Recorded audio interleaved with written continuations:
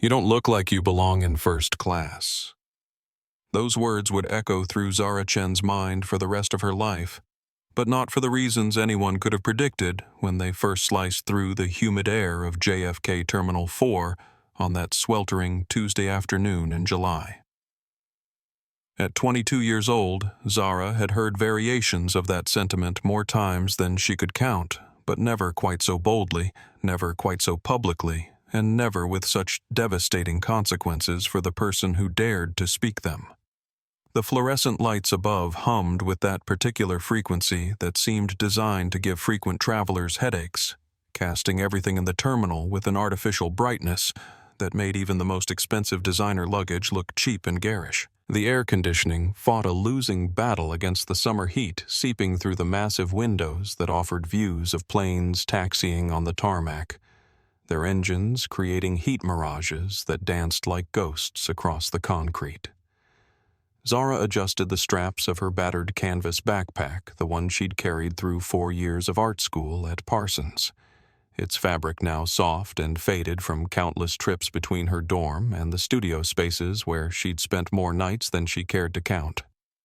Her oversized gray hoodie hung loose around her shoulders, the hood pulled up over a mass of natural curls that had given up any pretense of cooperation in the July humidity, and she clutched a lukewarm coffee in a paper cup like it was the only thing keeping her upright after 3 consecutive all-nighters finishing her final thesis project. To anyone watching her navigate through the terminal, Zara looked exactly like what she was, an exhausted art student who had probably scraped together enough money for a standby economy ticket and was hoping against hope that she wouldn't get bumped from her flight home to London. Her sneakers were scuffed and splattered with dried acrylic paint in shades of blue and gold, evidence of the abstract piece that had consumed her life for the past month. And her jeans had seen better days with small tears at the knees that spoke of long hours spent crouched over canvases in cramped studio spaces. There were no Gucci logos adorning her luggage, no Louis Vuitton tote bag slung casually over her shoulder, no gleaming jewelry catching the harsh terminal lighting. Just Zara, tired and hungry and desperate to get home to the small apartment in Shoreditch that she shared with 2 other art students, where she could finally sleep in her own bed and eat something that hadn't come from a vending machine or a food cart parked outside the school. But appearances, as Zara had learned from her father, Vincent Chen, over the course of her 22 years, could be more deceptive than any work of abstract art she'd ever created. Vincent had built his airline empire, Skyward Airlines, from the ground up over the past 2 decades, transforming it from a small regional carrier into one of the world's most respected international airlines. And he had taught his daughter 2 fundamental principles that had shaped her entire worldview: never flash your wealth like a weapon, and never let anyone steal your dignity, no matter how powerless they think you are. Those lessons had been hard-won through Vincent's own experiences as a young man trying to make his way in the aviation industry, where his Chinese heritage and working-class background had made him a target for every kind of prejudice imaginable. He had endured snide comments about his accent, assumptions about his intelligence and treatment that made it clear he was expected to be grateful for whatever scraps of opportunity he was thrown, and he had vowed that his daughter would grow up understanding both the privilege that his success had afforded her and the responsibility that came with that privilege. Zara remembered sitting in the kitchen of their London penthouse when she was 16, watching her father read newspaper articles about discrimination lawsuits against airlines, his jaw tight with controlled anger as he explained to her how easy it was for people in positions of power to abuse that power, how the simple act of wearing a uniform or standing behind a counter could transform ordinary people into gatekeepers who decided who deserved respect and who didn't.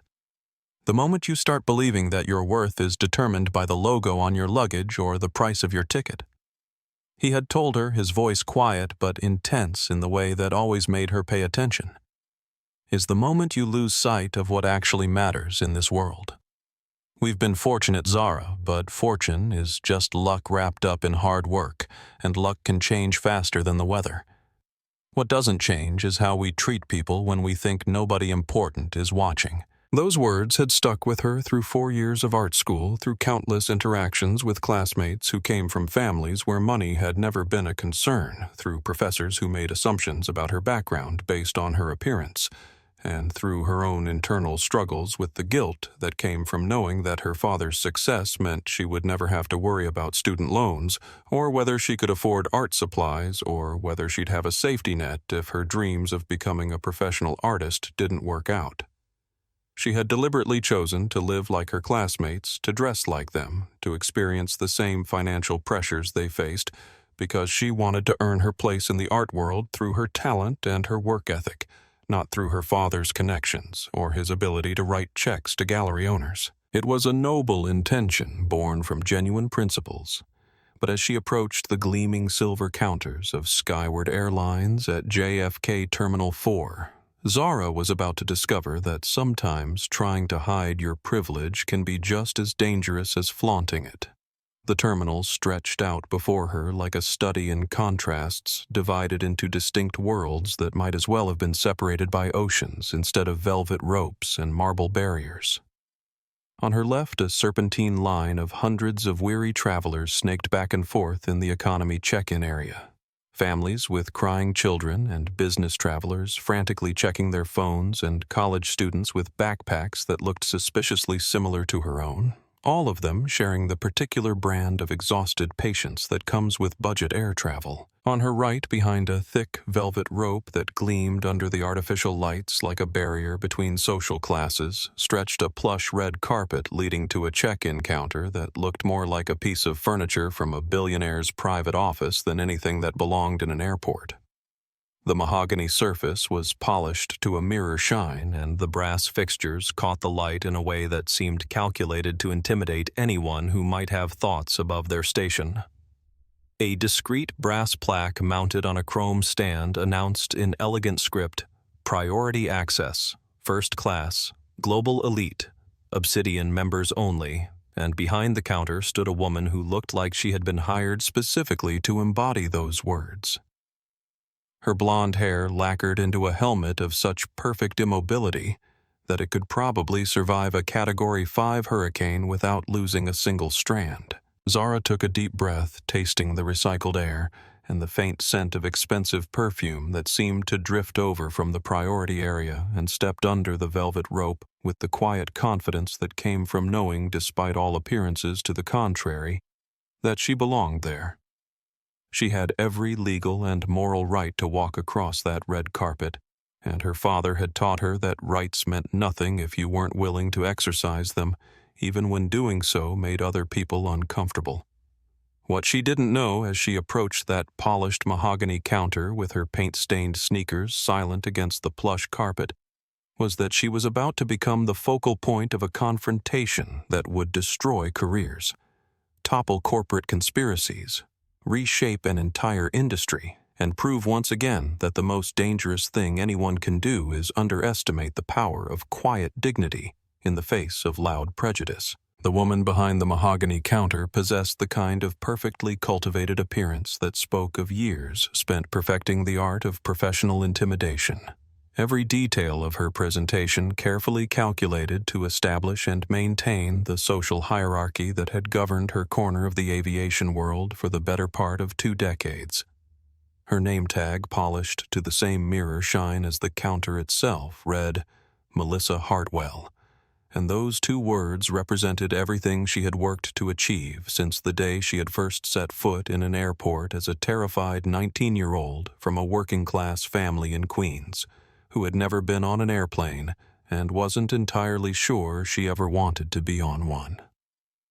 Melissa's navy blue blazer was pressed to military precision, every button gleaming like a small medal, and her crisp white shirt looked like it had been starched with the kind of attention to detail that most people reserved for their wedding day. Her manicured nails, painted in a shade of red that perfectly matched the Skyward Airlines logo, drummed an impatient rhythm against the granite surface of the counter, and her makeup had been applied with such skill that it managed to look both natural and completely artificial at the same time, like a high-definition photograph of a person rather than an actual human being.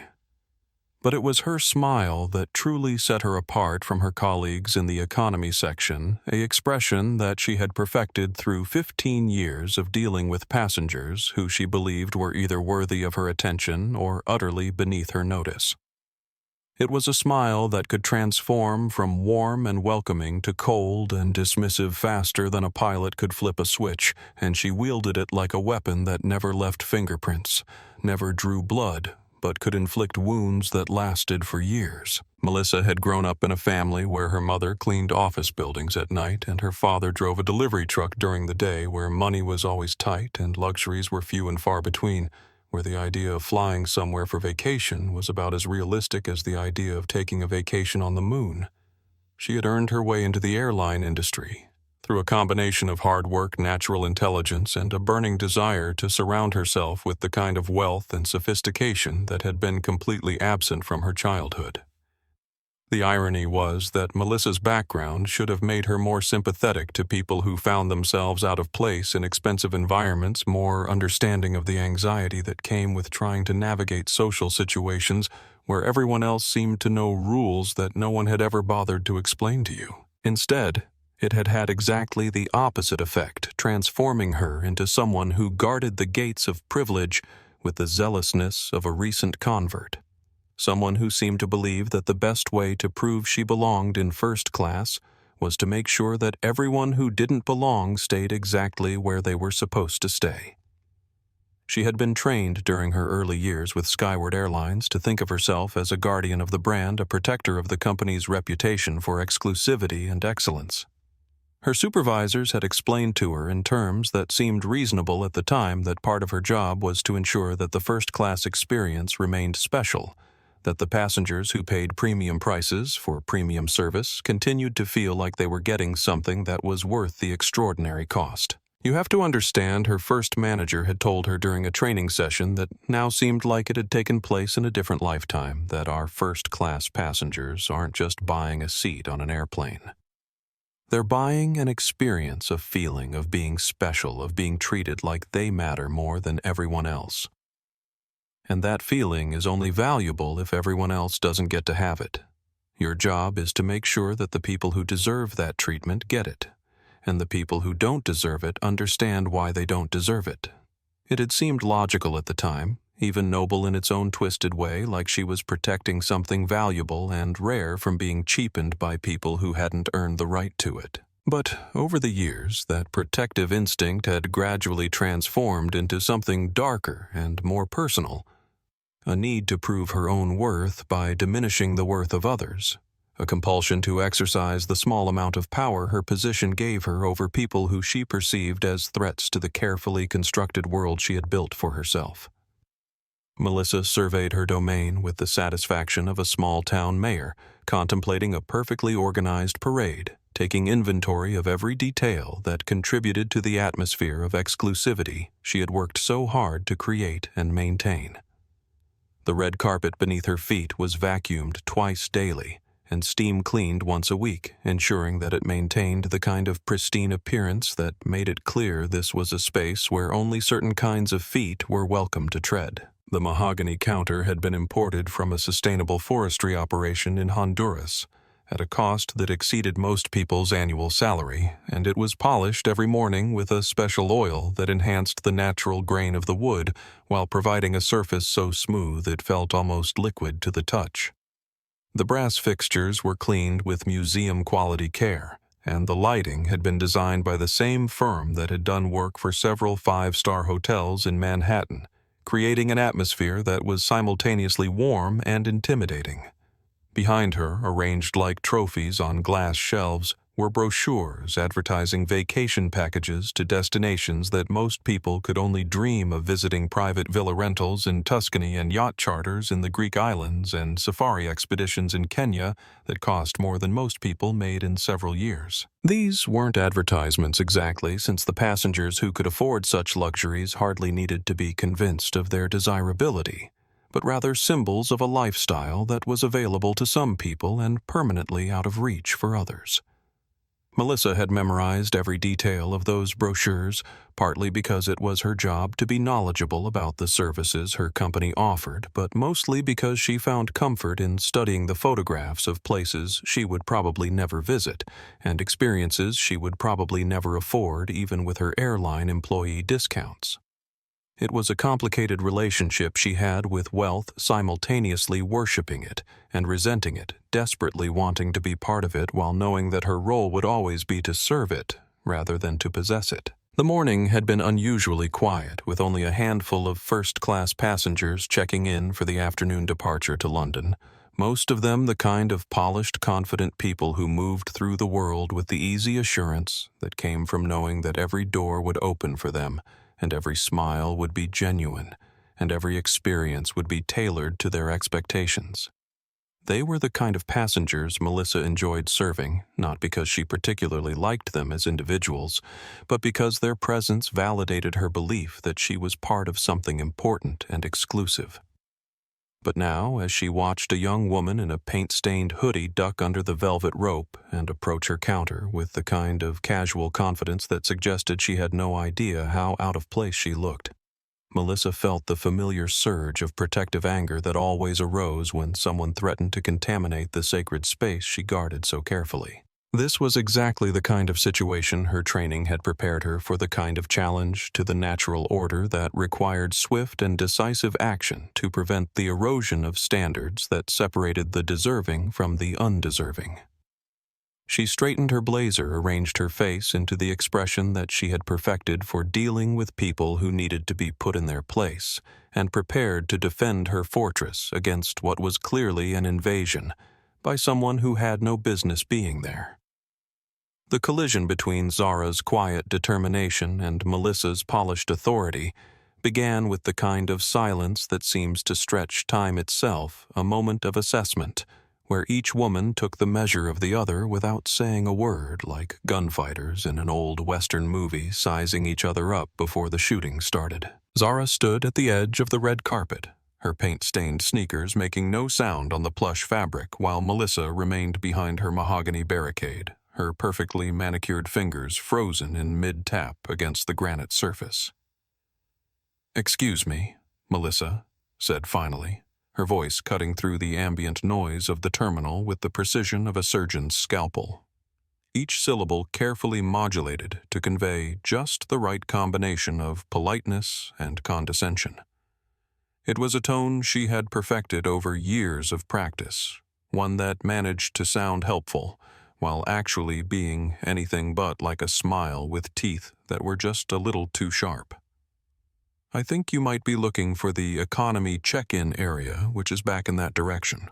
She gestured toward the chaotic mass of travelers on the left side of the terminal with the kind of dismissive wave that a queen might use to dispatch a particularly persistent peasant, her arm moving in a graceful arc that somehow managed to encompass not just the physical direction, but also the entire social hierarchy that separated the two sides of the terminal.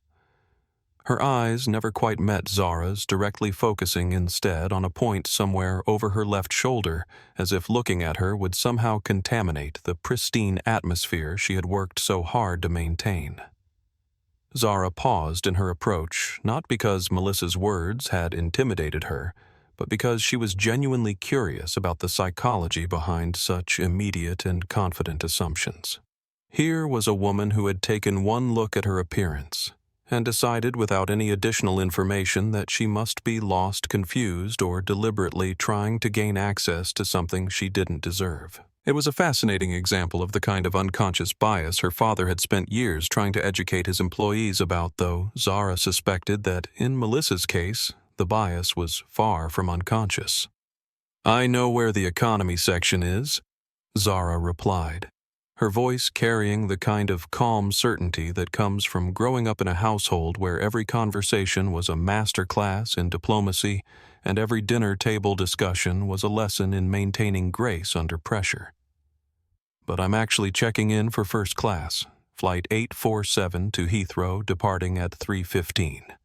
She reached into the front pocket of her hoodie and pulled out her phone, the screen already displaying the QR code that served as her boarding pass, its black background and silver lines marking it as something special even to casual observers. The Obsidian Pass was Skyward Airlines' highest tier of service, a level of luxury that was available to fewer than 50 people worldwide, most of them heads of state, Fortune 500 CEOs, and the kind of celebrities whose names appeared in newspapers on a daily basis.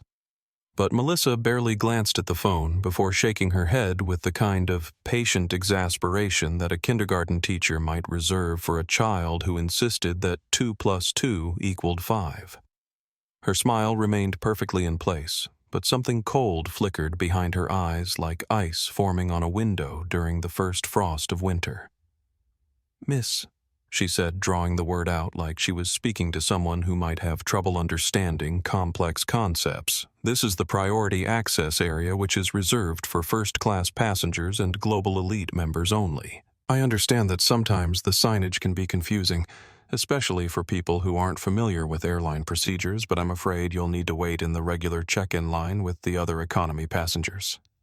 She gestured again toward the serpentine queue on the other side of the terminal, her movement more emphatic this time, as if the additional force would somehow make her message clearer to someone she obviously considered too dense to understand it the first time. The implication was crystal clear. Not only did she not believe that Zara belonged in first class, but she was convinced that Zara was either lying about her ticket status or too stupid to understand the difference between the two sections. It was at precisely that moment that Theodore and Margaret Blackwood arrived at the priority counter, their presence announced by the soft wheeling of premium luggage across marble floors and the subtle cloud of expensive cologne that seemed to follow them like an invisible entourage. Theodore was a tall, silver-haired man in his early 60s who carried himself with the kind of unconscious arrogance that comes from a lifetime of having doors opened and problems solved by other people, while Margaret was an elegant woman whose pearl necklace probably cost more than most people's cars, and whose designer handbag was the kind of accessory that whispered wealth rather than shouting it. They approached the counter with the easy confidence of people who had never in their lives been told they didn't belong somewhere, and Melissa's entire demeanor transformed instantly like an actress switching between roles in the middle of a performance. The cold dismissiveness that she had directed toward Zara melted away, replaced by the kind of warm, genuine smile that she reserved for people she considered worthy of her best efforts.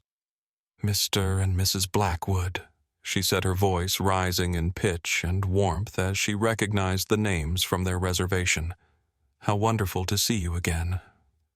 I hope your flight from Los Angeles was comfortable."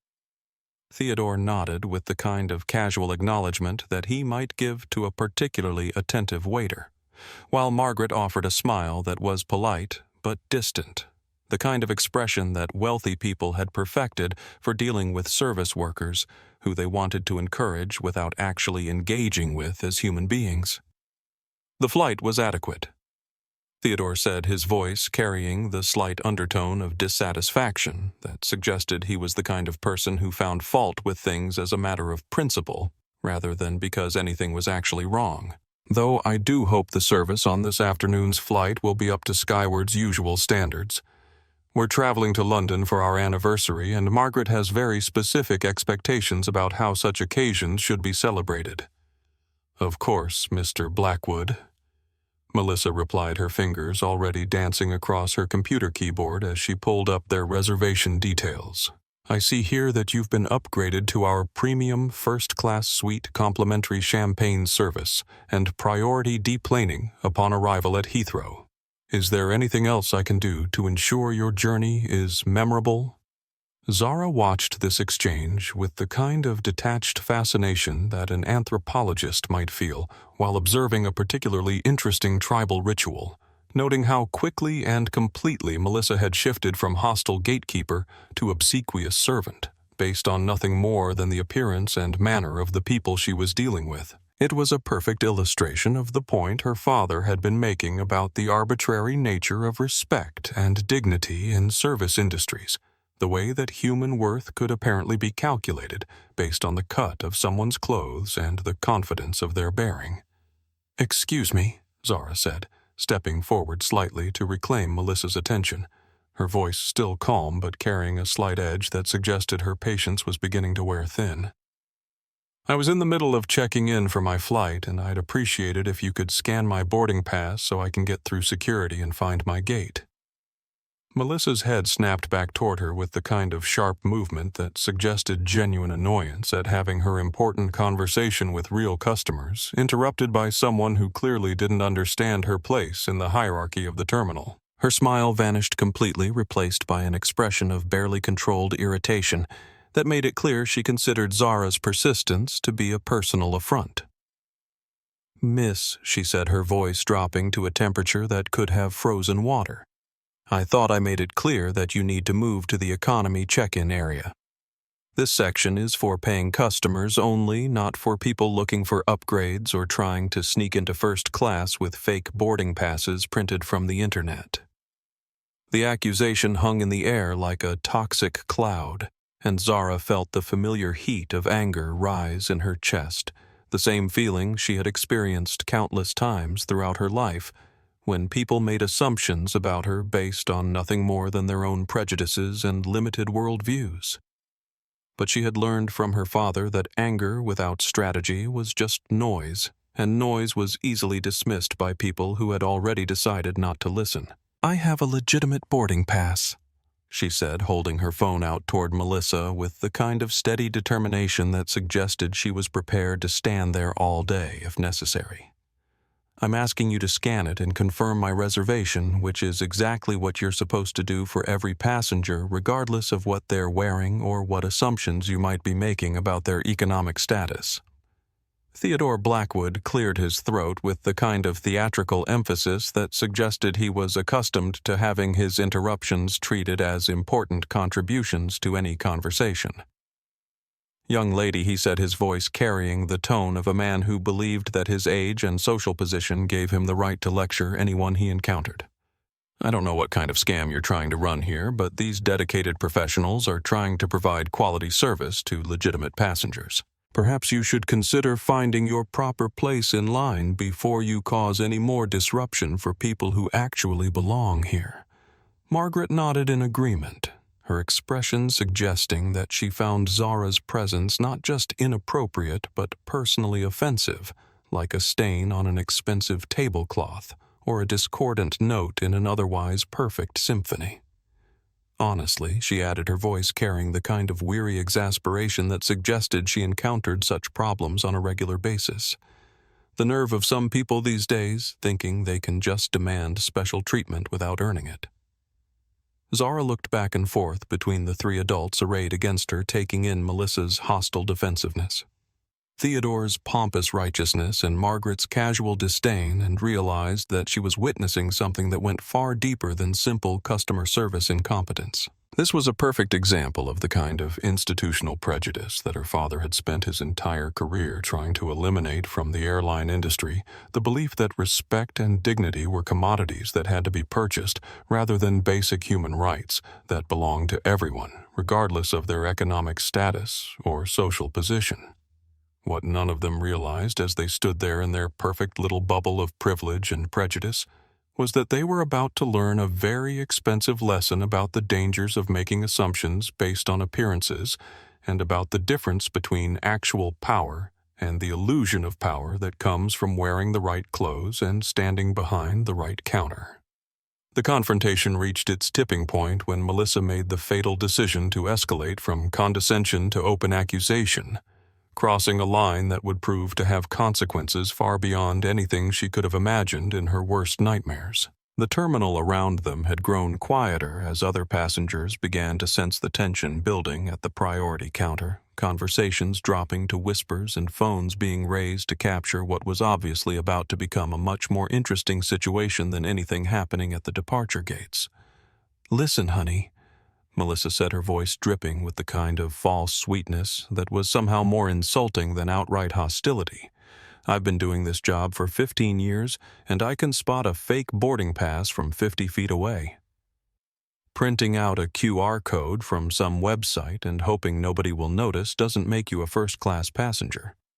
It makes you a fraud who's wasting everyone's time with your pathetic attempt to get something you haven't earned." She reached across the counter with a quick, aggressive movement and plucked Zara's phone from her outstretched hand, holding it like it was a piece of evidence that had been contaminated by a crime scene. The gesture was so unexpected and so blatantly inappropriate that even Theodore Blackwood raised his eyebrows, though whether from surprise at Melissa's boldness or admiration for her thoroughness was impossible to determine. "Hey," Zara said, her voice sharper now as she reached toward her confiscated phone. "Give that back. You have no right to take my personal property." But Melissa had already turned away, placing the phone on a shelf behind the counter where it sat like a trophy from a successful battle against the forces of chaos and inappropriate ambition. "I'm confiscating this as evidence of attempted fraud," she announced loudly enough for nearby passengers to hear, playing to her audience with the confidence of someone who believed she was performing a public service by exposing a scammer. "Security to gate 4, please." She continued, picking up the landline phone on her desk and speaking into it with the kind of dramatic authority that suggested she was reporting a terrorist threat rather than a disputed boarding pass. "We have a belligerent passenger who's refusing to leave the priority area and making threats against airline personnel. Please respond immediately." The word threats hung in the air like an accusation that could reshape reality through repetition, and Zara stared at Melissa with genuine disbelief at the audacity of the lie. She had done nothing more threatening than ask to have her legitimate boarding pass scanned, but somehow that simple request had been transformed in Melissa's retelling into a violent outburst that required law enforcement intervention. "I haven't threatened anyone," Zara said, her voice rising slightly as she struggled to maintain her composure in the face of such blatant dishonesty. "I asked you to do your job and scan my boarding pass, and you responded by stealing my phone and making up stories about things that never happened." Theodore Blackwood stepped closer to the counter, positioning himself as the gallant defender of civilized society against the forces of disorder and inappropriate dress codes. "Young woman," he said, his voice booming with the kind of theatrical authority that suggested he was accustomed to having his pronouncements treated as final judgments, "your behavior is completely unacceptable. This is a place of business, not a charity organization where you can demand handouts from hardworking professionals who are simply trying to maintain standards." Margaret nodded vigorously in agreement, clutching her designer handbag closer to her chest, as if Zara's presence posed a direct threat to her personal safety. "The entitlement is absolutely staggering," she added, her voice carrying the kind of moral outrage that suggested she considered herself a victim of Zara's alleged crimes against proper airport etiquette. "In my day, people understood their place and didn't try to force their way into situations where they clearly didn't belong." It was at that moment that the security officers arrived, two large men whose uniforms and equipment belts gave them the appearance of people who were prepared for much more serious situations than disputed boarding passes. The older of the two, whose name tag identified him as Officer Miller, approached the counter with the kind of weary professionalism that suggested he had dealt with similar situations many times before and was not particularly excited about dealing with another one. "What seems to be the problem here, Melissa?" he asked, his tone suggesting that he and the gate agent had worked together before and that he trusted her judgment about passenger-related issues. "Another upgrade scam." "I'm afraid so." Melissa replied, her voice heavy with the kind of disappointed sadness that suggested she was personally hurt by humanity's tendency toward deception and inappropriate ambition. "This individual has been trying to force her way onto the plane with what appears to be a counterfeit boarding pass, and when I asked her politely to move to the appropriate check-in area, she became verbally abusive and started making threats about what would happen if I didn't give her special treatment." Officer Miller turned toward Zara with the kind of tired expression that police officers develop after years of dealing with people who they assume are lying about whatever situation has brought them to official attention. His hand moved instinctively to his equipment belt, not reaching for any specific tool, but simply establishing his readiness to use whatever level of force the situation might require.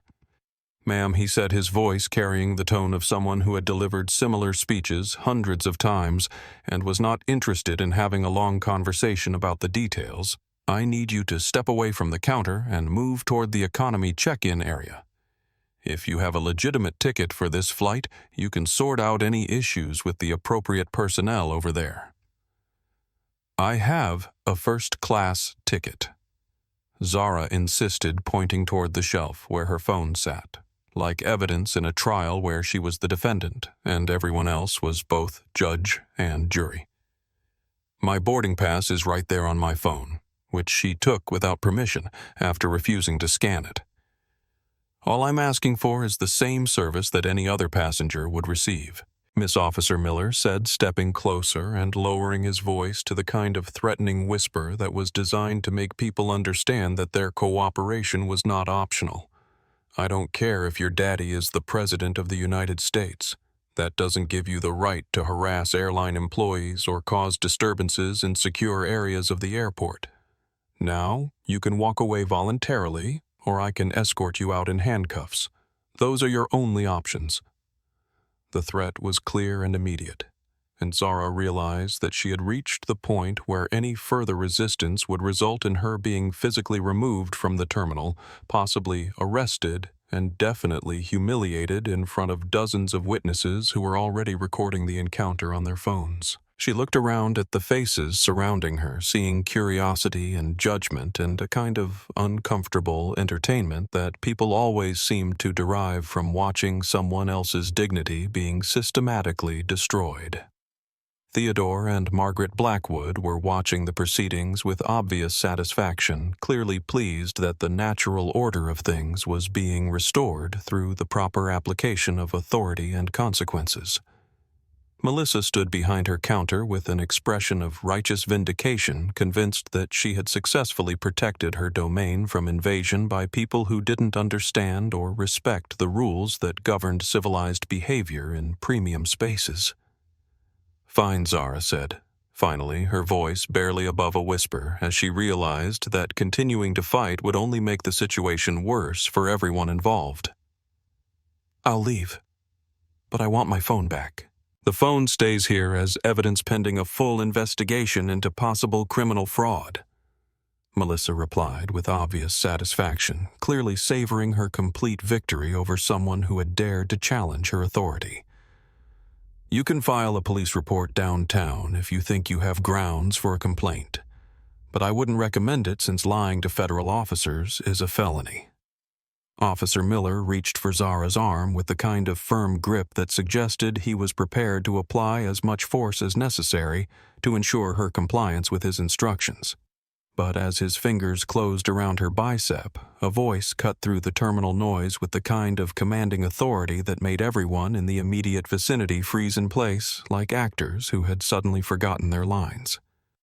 "Officer Miller, take your hands off her immediately." The voice was deep and resonant, carrying the kind of natural authority that comes from years of commanding boardrooms and making decisions that affect thousands of people's livelihoods, and it belonged to a tall, imposing man in an immaculate charcoal suit who had just emerged from the jetway leading to the private aircraft terminal, flanked by 2 assistants and the airport director himself. Vincent Chen had arrived, and nothing would ever be the same again. The silence that descended over Terminal 4 was the kind of profound quiet that usually preceded earthquakes or tornadoes. A sudden absence of sound that made everyone instinctively understand that something significant was about to happen, and that they should probably prepare themselves for consequences they couldn't yet imagine. Officer Miller's hand froze in mid-grip on Zara's arm, his fingers loosening reflexively as his training kicked in and reminded him that when someone spoke with that level of natural authority, it was usually wise to listen before acting. Vincent Chen stood at the entrance to the jetway with the kind of commanding presence that seemed to bend the space around him, his 6'2" frame filling out his charcoal suit in a way that suggested both physical power and intellectual sophistication. His black hair was touched with silver at the temples, and his dark eyes held the kind of focused intensity that came from 2 decades of making decisions under pressure and accepting responsibility for their consequences. He was flanked by Arthur Pemberton, the airport director, whose nervous energy and obvious deference made it clear that Vincent was not just another passenger, but someone whose comfort and satisfaction were matters of serious institutional concern. Behind them walked 2 assistants carrying leather briefcases and tablets, their movements efficient and purposeful in the way that suggested they were accustomed to following someone whose time was measured in millions of dollars per hour. But it was Vincent's expression that truly commanded attention, a look of controlled fury that was somehow more intimidating than any amount of shouting or dramatic gestures could have been. He surveyed the scene at the priority counter with the kind of methodical assessment that a general might use when examining a battlefield, where his troops had suffered unnecessary casualties, taking in every detail and filing away information that would undoubtedly be used to determine appropriate consequences for everyone involved. Melissa, who had been basking in her triumph over Zara just moments before, suddenly found herself facing a situation that her 15 years of customer service experience had not prepared her for. She recognized power when she saw it, but her understanding of hierarchies was based on appearance and behavior rather than actual authority, and she made the crucial mistake of assuming that Vincent was simply another wealthy customer whose travel experience was being disrupted by the unpleasantness at her counter. "Sir," she said, stepping out from behind her mahogany fortress and walking toward Vincent with her hand extended in what she probably thought was a gesture of professional courtesy. "I'm terribly sorry that you had to witness this unfortunate situation. We're handling it appropriately, and I assure you that this individual will be removed immediately so that our legitimate passengers can check in without further harassment or delay." Vincent ignored her outstretched hand completely, his eyes moving past her dismissive smile to focus entirely on Zara, who was still standing frozen between Officer Miller and the counter. Her face flushed with the kind of humiliation that comes from being publicly accused of crimes you didn't commit by people who refuse to listen to any evidence that contradicts their predetermined conclusions. He took in the details of her appearance with the kind of careful attention that a doctor might use when examining a patient for signs of serious injury, the way she was rubbing her arm where the security officer had grabbed her, the slight tremor in her hands that suggested she was struggling to maintain her composure, the defensive posture that indicated she had been made to feel like a criminal for the simple act of trying to check in for a flight she had every right to take. "Zara," Vincent said, his voice softening slightly but retaining the underlying steel that made it clear he was barely controlling his anger at what he was witnessing. "Are you all right?" The single word "Zara" fell into the silence like a stone dropped into a still pond, creating ripples of confusion and growing awareness that spread outward through the crowd of onlookers who had gathered to watch what they had assumed was just another dispute between an unruly passenger and airport security. Melissa's extended hand wavered in the air as the implications of Vincent's familiar use of Zara's name began to sink in, and Officer Miller's grip on Zara's arm relaxed completely as he realized that he might be in the middle of a situation that was far more complicated than it had initially appeared. "Dad," Zara breathed the single word carrying a mixture of relief and embarrassment that spoke to the complicated emotions of a young adult who was grateful for rescue but uncomfortable with needing it, especially in such a public and humiliating context. The collective gasp that rose from the gathered crowd was audible enough to be heard over the ambient noise of the terminal and dozens of phone cameras that had been casually recording what they thought was an entertaining confrontation between a scammer and airport security, suddenly focused with laser-like intensity on what was clearly about to become a much more significant story.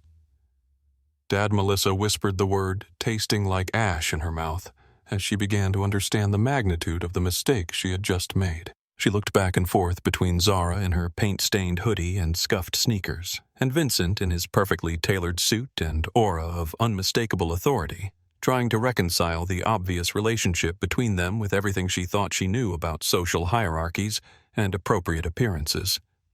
Theodore Blackwood, who had been so confident in his role as the defender of proper standards and appropriate behavior, suddenly found his voice stuck in his throat as he realized that the vagrant and scammer he had been so eager to see removed from the priority area was apparently the daughter of someone important enough to be personally escorted through the airport by the director himself. Arthur Pemberton, meanwhile, was looking at Melissa with the kind of horror that a museum curator might feel while watching someone use a priceless painting as a napkin, clearly calculating the potential damage to his career and his institution that might result from whatever had just transpired under his watch.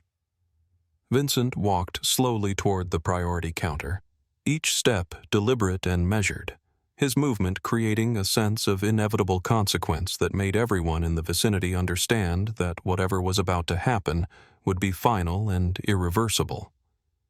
He stopped directly in front of Melissa, who was now visibly sweating despite the aggressive air conditioning, and looked at her with the kind of cold assessment that she had spent years directing at passengers she deemed unworthy of her attention. "You told my daughter she didn't belong in first class," Vincent said, his voice quiet but carrying clearly through the sudden silence that had fallen over the entire gate area. "You accused her of fraud, confiscated her personal property, and called security to have her arrested. All because she was wearing comfortable clothes and asked you to do the job you're paid to do." Each word landed like a physical blow, and Melissa found herself unable to speak as the full scope of her mistake became clear. She had not just insulted a passenger. She had humiliated the daughter of someone who clearly possessed the kind of power that could destroy careers and ruin lives with a single phone call. But Vincent was not finished, and what he said next would ensure that this moment was remembered not just as a personal embarrassment for the people involved, but as the beginning of a reckoning that would reshape an entire industry's understanding of dignity, respect, and the true cost of prejudice. The transformation of Vincent Chen from concerned father to avenging angel of corporate justice began with a single question that cut through the pretense and politeness of airport customer service like a scalpel through silk. He stood before Melissa Hartwell with the kind of absolute stillness that predators display just before they strike his dark eyes, taking in every detail of her increasingly panicked expression as the implications of her treatment of Zara began to sink in with the weight of a collapsing building. Arthur Vincent said, without taking his eyes off Melissa, his voice carrying the tone of someone who was accustomed to having his questions answered immediately and completely. "Who is this woman, and how long has she been employed by my airline?" The words, "my airline," struck the assembled crowd like a thunderbolt, and Arthur Pemberton stepped forward with the nervous energy of someone who understood that his own career was suddenly balanced on a knife's edge. "This is Melissa Hartwell, Mr. Chen," he said, his voice carefully controlled but betraying the anxiety that was clearly eating him alive from the inside. "She's been with Skyward Airlines for 15 years, currently serving as senior gate agent for the priority access area." Vincent nodded slowly as if he was filing away information that would be used later for purposes that nobody wanted to contemplate too deeply. Around them, the crowd of onlookers had grown larger as word spread through the terminal that something significant was happening at Gate 4, and the constant clicking of phone cameras created a subtle rhythm that underscored the historic nature of what they were witnessing. 15 years. Vincent repeated, his voice carrying a note of disappointment that was somehow more devastating than anger would have been. 15 years of representing my company. 15 years of being trusted to provide the first impression that passengers receive when they encounter Skyward Airlines. 15 years of being paid to embody the values and principles that I have spent my entire adult life trying to build into this organization. Melissa opened her mouth to speak, but Vincent held up a hand that silenced her as effectively as if he had physically covered her lips. "I built this airline." He continued, his voice rising slightly but maintaining the controlled precision that suggested he was choosing every word carefully for maximum impact on the principle that every passenger deserves to be treated with dignity and respect, regardless of their appearance, their background, or their ability to pay premium prices for premium service. He gestured toward the mahogany counter and velvet ropes that had served as Melissa's fortress against the unworthy masses. I created this priority area not to exclude people who couldn't afford first-class tickets, but to provide efficient service to passengers who needed expedited check-in procedures because of their travel schedules or special circumstances. The goal was never to create a caste system where human worth was determined by the price of an airline ticket. Theodore Blackwood, who had been so confident in his role as the defender of proper standards just minutes before, now found himself in the uncomfortable position of having supported discrimination against the daughter of the man who owned the airline they were all traveling on. He cleared his throat nervously, clearly hoping to distance himself from the situation that was rapidly spiraling beyond his control. "Mr. Chen." He said, his voice carrying a note of desperation that suggested he was beginning to understand the potential consequences of his earlier behavior. "I'm afraid there's been a terrible misunderstanding, Mrs. Blackwood and I were simply trying to support your employee in maintaining appropriate standards for first-class service. We had no idea that the young woman was your daughter, and we certainly meant no disrespect to your family or your company." Vincent turned his attention to Theodore with the kind of slow, deliberate movement that suggested he was deciding exactly how much of his considerable power he wanted to bring to bear on someone who had revealed themselves to be not just prejudiced, but cowardly in the face of consequences for their prejudice. Mr. Blackwood Vincent said, his voice carrying the kind of deadly calm that experienced negotiators learned to fear more than any amount of shouting or dramatic gesturing. "The fact that you didn't know she was my daughter is exactly the point. Your behavior toward her was based entirely on your assumption that she was powerless to defend herself against your prejudice and your need to demonstrate your superiority over someone you perceived as beneath your social station." Margaret Blackwood shrank back toward the wall, clutching her designer handbag like a shield against the verbal assault that was clearly coming their way, while Theodore's face cycled through a series of expressions that suggested he was rapidly recalculating his understanding of social hierarchies and power dynamics in light of this new information about who exactly he had been dealing with. "The fact that your behavior changed the moment you realized she had powerful family connections." Vincent continued his words, striking with the precision of a trained prosecutor presenting evidence to a jury, proves that your concept of appropriate treatment is based entirely on self-interest and fear of consequences, not on any genuine belief in human dignity or proper behavior. He turned back to Melissa, who was now visibly shaking as she realized that her 15-year career was probably ending in the most public and humiliating way possible. "But you..." he said, his voice dropping to a whisper that was somehow more intimidating than any amount of shouting could have been. "You are the most disappointing of all because you were specifically trained to represent the values of this company, and instead, you used your position to indulge your own prejudices and exercise petty power over people who you decided were unworthy of basic respect." Melissa finally found her voice, though it came out as little more than a croak. "Mr. Chen, please, I was just trying to protect the brand. I was following the procedures I was taught, maintaining the standards that make first-class service special. I didn't know she was your daughter, and if I had known, of course, I would have treated her differently." That Vincent said, his voice rising with genuine anger for the first time since the confrontation had begun, is exactly the problem. The fact that you would have treated her differently if you had known her identity proves that your default mode of operation is to disrespect and humiliate passengers based on your personal judgments about their worthiness, and only modify that behavior when you're afraid of consequences from people with power. He walked over to the counter where Zara's phone still sat on the shelf like evidence in a trial where everyone was guilty and no one was innocent. "You confiscated my daughter's personal property based on your assumption that she was attempting to commit fraud without bothering to scan the boarding pass that would have immediately confirmed her legitimate first-class reservation. You called security to have her arrested for the crime of asking you to do your job. And you did all of this while providing deferential service to passengers whose only qualification was that they met your personal criteria for what wealthy people should look like. Arthur Pemberton stepped forward again, clearly desperate to contain the damage before it spread beyond the immediate situation to encompass broader questions about airport management and airline oversight. Mr. Chen, I want you to know that this incident does not represent the standards or values of our airport authority, and we will be conducting a thorough investigation to ensure that appropriate corrective measures are taken. Vincent looked at him with the kind of tired disappointment that suggested he had heard similar promises many times before and had learned not to place much faith in bureaucratic assurances about investigations and corrective measures.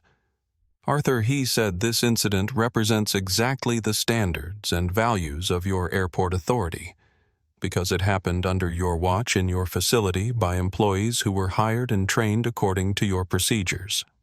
The question is not whether this represents your values, but whether you're going to change those values or continue to enable discrimination as long as it doesn't create public relations problems. The crowd of onlookers had grown to include airport staff, other passengers, and several people who appeared to be reporters, drawn by the commotion and the obvious news value of whatever was unfolding at Gate 4. The clicking of cameras had intensified, and several people were clearly live-streaming the encounter to social media platforms that would ensure the story reached millions of people within hours. Vincent looked around at the assembled crowd, his expression suggesting that he was making calculations about publicity and consequences that went far beyond the immediate situation. When he spoke again, his words were clearly intended for a much larger audience than just the people standing in front of him. My daughter asked for nothing more than the service that any first-class passenger has a right to expect. He said, his voice carrying clearly through the terminal space and into the recording devices that would preserve his words for posterity. She was humiliated, accused of criminal behavior, and physically threatened by security officers, all because she didn't look like what these people thought a first-class passenger should look like. That is not just a failure of customer service. It is a betrayal of the fundamental principles that are supposed to govern how we treat each other in civilized society. But even as Vincent delivered what seemed like a concluding statement, everyone present could sense that this was just the beginning of something much larger and more consequential than a simple airport confrontation. The expression on his face suggested that he was already planning responses that would go far beyond firing employees or issuing public apologies, and the way he was looking at his phone indicated that forces were already being set in motion that would transform this personal humiliation into industry-wide change. The moment when Vincent Chen transformed from outraged father into forensic investigator began with the subtle gesture of pulling a slim, ultramodern tablet from his jacket pocket, the device's brushed titanium surface reflecting the harsh terminal lighting as he activated a screen that would soon reveal layers of deception and institutional corruption that no one present could have imagined. The tablet was no ordinary piece of consumer electronics, but rather a specialized device with direct access to Skyward Airline's entire operational network, a level of connectivity that was available to fewer than 5 people on the planet. Melissa Vincent said, his voice carrying the kind of clinical detachment that surgeons used when discussing particularly complex operations. You claimed that my daughter's boarding pass was fraudulent, that she was attempting to gain access to first-class service through deception. I'd like you to tell me exactly what procedures you followed to verify that claim before you confiscated her personal property and called security. Melissa's face had taken on the pale, sweaty appearance of someone who was beginning to understand that her casual lies were about to be exposed by someone with the technological resources to verify every detail of her story. The system showed an error when I tried to scan the code, she said, her voice wavering as she realized that her usual repertoire of customer service deflections was inadequate for the situation she now found herself in. The system showed an error. Vincent repeated, his fingers dancing across the tablet's surface with the kind of fluid expertise that came from years of using technology to solve complex business problems.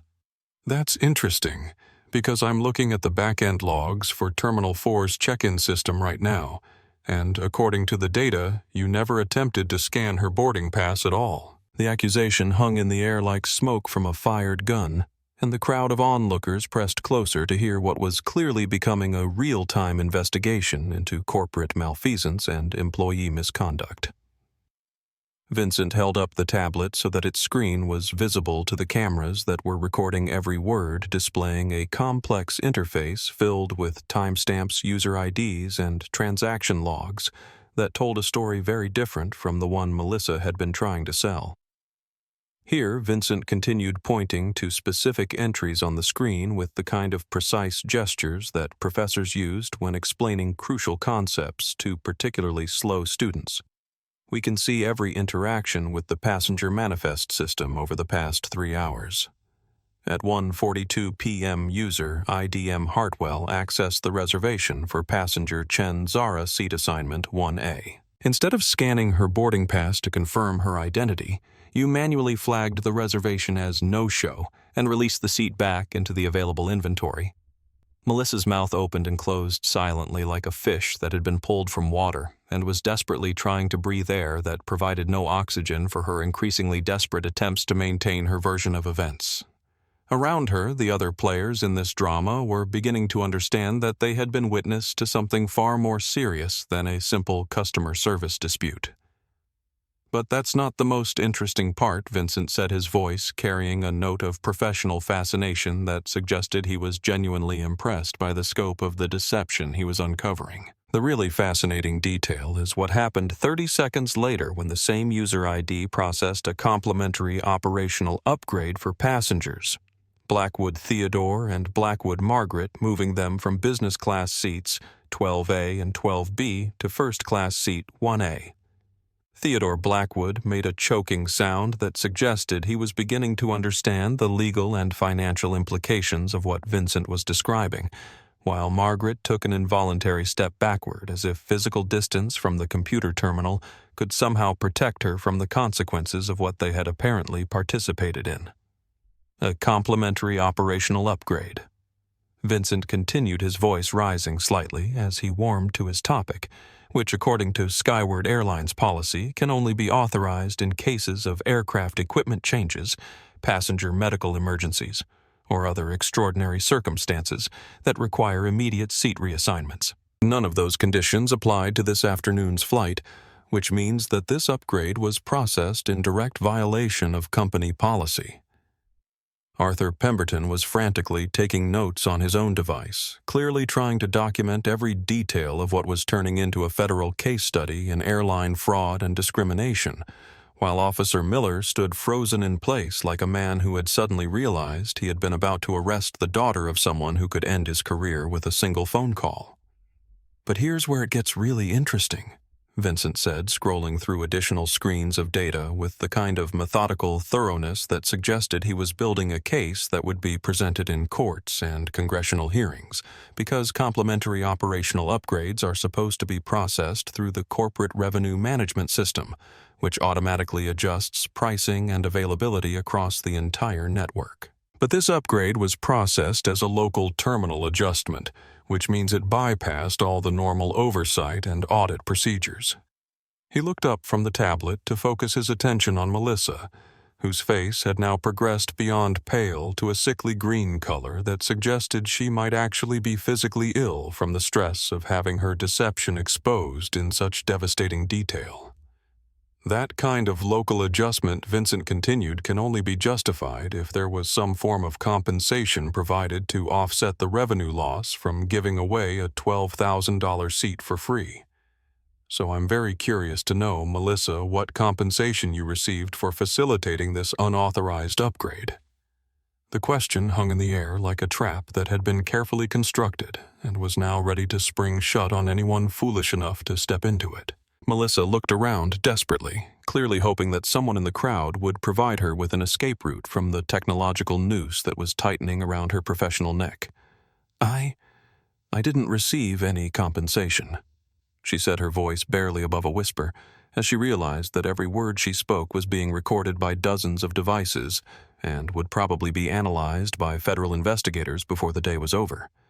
It was just a courtesy upgrade for valued customers who deserved better service than they were receiving in business class. Vincent smiled for the first time since the confrontation had begun, but it was not the kind of smile that suggested humor or warmth. It was the expression of a chess player who had just maneuvered his opponent into checkmate and was about to demonstrate exactly how thorough the defeat had been. "That's fascinating," he said, "because according to the data I'm looking at, Mr. and Mrs. Blackwood's original business class reservation was purchased with a corporate discount through Blackwood Automotive Group, and their travel history shows no previous first-class bookings with Skyward Airlines. So by what criteria did you determine that they were valued customers who deserved better service?" Theodore Blackwood was now visibly sweating, clearly understanding that his casual participation in what he had assumed was simply a pleasant upgrade was about to be reclassified as participation in fraud conspiracy, and possibly federal aviation crimes that carried penalties he had never bothered to research, because he had never imagined he would need to know about them. "Mr. Chen," he said, his voice cracking with the strain of trying to maintain dignity while his world collapsed around him.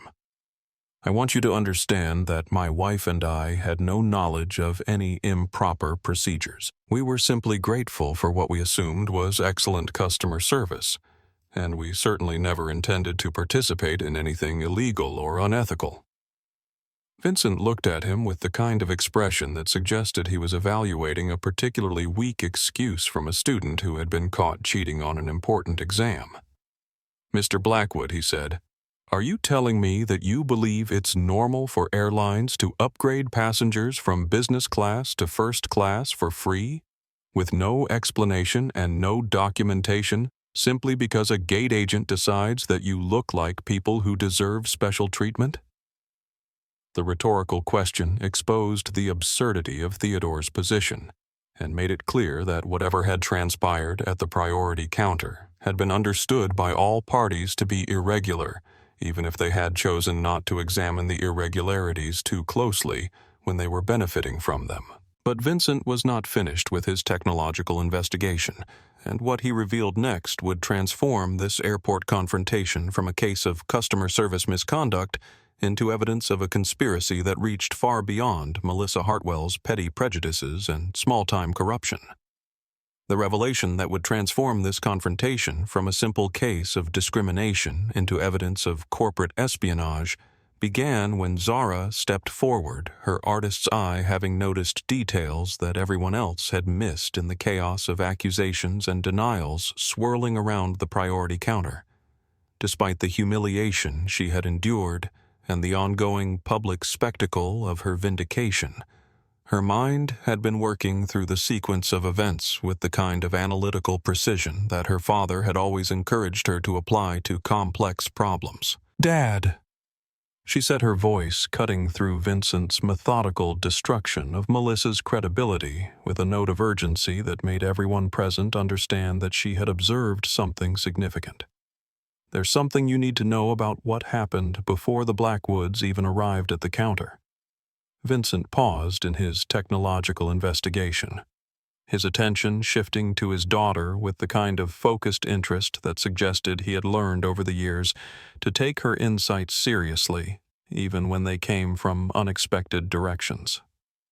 The crowd of onlookers, which had grown to include airport security personnel, airline staff, and several people who were clearly journalists, drawn by the newsworthiness of the unfolding drama, pressed closer to hear what additional bombshells might be about to explode. "When Melissa first refused to scan my boarding pass," Zara continued, her voice gaining strength as she realized that her observations might be crucial to understanding the full scope of what had happened to her. "I noticed her reaching for her phone and typing a text message. It seemed strange at the time because she was supposed to be helping me, but she was clearly communicating with someone else instead." Melissa's face, which had already progressed through several stages of panic and desperation, now took on the appearance of someone who had just realized that their carefully constructed web of deception was about to collapse entirely. She opened her mouth to speak clearly, intending to deny Zara's accusation, but Vincent held up a hand that silenced her before she could utter a word. "That's very interesting," Vincent said, his voice carrying a note of professional curiosity that suggested his years of running a major corporation had taught him to recognize the patterns that indicated when isolated incidents were actually part of larger conspiracies.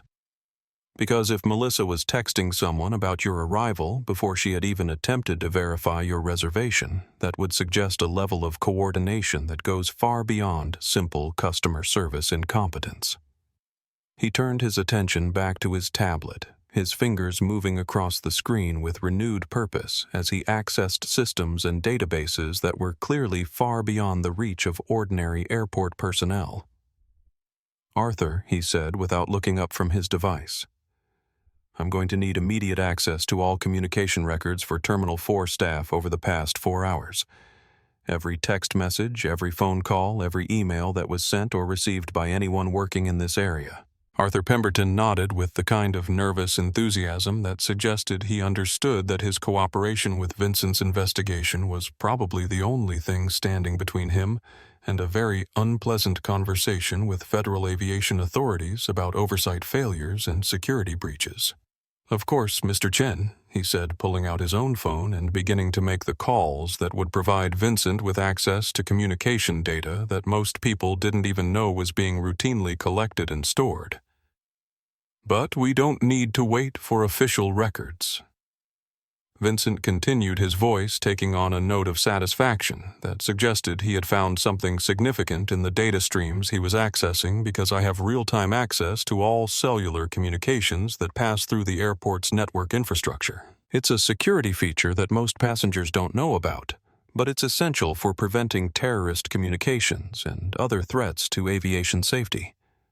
The implications of what Vincent was describing sent a visible shudder through the crowd of onlookers as they realized that their own phone communications were apparently being monitored and recorded every time they passed through the airport, but the immediate focus was on what those records might reveal about Melissa's activities during the crucial period when Zara had been approaching the priority counter. "Here we are," Vincent said, his voice carrying the tone of someone who had just confirmed a suspicion that he had hoped would prove to be unfounded. "At 1:41 p.m., 1 minute before you accessed Zara's reservation, you sent a text message from your personal phone to a number registered to a prepaid account. The message reads, 'Target acquired, Phase 1 initiated.'" The words fell into the silence like stones thrown into a deep well, and everyone present could hear the echoes of implications that reached far beyond anything they had initially understood about this situation. Melissa made a sound that was somewhere between a gasp and a whimper, clearly realizing that her text messages had just been exposed to a crowd of witnesses and recording devices that would ensure her words became part of the permanent public record. "Target acquired." Vincent repeated, his voice heavy with disappointment and growing anger as he began to understand the full scope of what had been done to his daughter. "Suggests that my daughter's arrival at this counter was not an unexpected encounter, but rather an anticipated event that you had been specifically instructed to watch for and respond to in a particular way." Theodore Blackwood took several steps backward, clearly understanding that he and his wife had somehow become unwitting participants in what was apparently a planned operation designed to humiliate and discredit someone who these conspirators had specifically targeted for reasons that were still unclear, but obviously went far beyond simple customer service disputes. But that's not all. Vincent continued scrolling through additional screens of communication data with the kind of methodical thoroughness that suggested he was building a comprehensive case that would eventually be presented to people with the power to impose serious consequences on everyone involved. At 1:50 p.m., 9 minutes after you sent that first message, you received a reply from the same number. The message reads, "Make it ugly, we need footage." The phrase, "we need footage," struck the assembled crowd like a physical blow as everyone present realized that Zara's humiliation had not been an unfortunate accident, or even simple prejudice, but rather a carefully orchestrated performance designed to create a specific kind of public spectacle for reasons that were still unclear, but obviously sinister. Zara felt a chill that had nothing to do with the airport's aggressive air conditioning as she realized that her treatment at the priority counter had been planned in advance by people who had wanted her to be publicly humiliated and had specifically instructed Melissa to ensure that the confrontation would be dramatic enough to attract attention and recording devices. "Someone wanted this confrontation to be recorded," Vincent said, his voice rising as the full implications of the conspiracy began to sink in. "Someone wanted my daughter to be publicly humiliated and accused of fraud. Someone wanted footage of her being dragged away by security officers. This wasn't discrimination born of ignorance or prejudice. This was a deliberate attack designed to damage her reputation and, by extension, mine." Arthur Pemberton was frantically taking notes, clearly understanding that what had started as a customer service issue in his facility had transformed into evidence of a criminal conspiracy that would require federal investigation and could potentially result in terrorism charges for anyone involved in planning or executing attacks on aviation industry figures. The question, Vincent said, looking around at the crowd of witnesses and recording devices that would ensure his words reached far beyond the confines of Terminal 4, is who sent those messages and why they wanted my daughter to be publicly humiliated in a way that would inevitably reflect poorly on Skyward Airline's reputation and my leadership of the company. But even as Vincent asked that question, his expression suggested that he already had suspicions about the answers, and that the investigation he was conducting in real time was about to reveal connections and motivations that would transform this airport confrontation into the opening salvo of a corporate war that would have consequences reaching far beyond anything anyone present could have imagined. The moment when Vincent Chen transitioned from investigator to corporate warrior began with a gesture so subtle that most of the onlookers missed its significance entirely. A simple touch of his finger to a specific icon on his tablet that activated systems and protocols that had been designed for exactly this type of extraordinary situation. The icon was unmarked and unlabeled, hidden among the standard applications that any executive might carry. But when Vincent pressed it, alerts began cascading through computer networks across 3 continents as Skyward Airline's most powerful emergency procedures roared to life. "Protocol Thunderbolt is now active," Vincent announced, his voice carrying across the terminal with the kind of authority that made everyone present understand that they were witnessing something unprecedented and irreversible.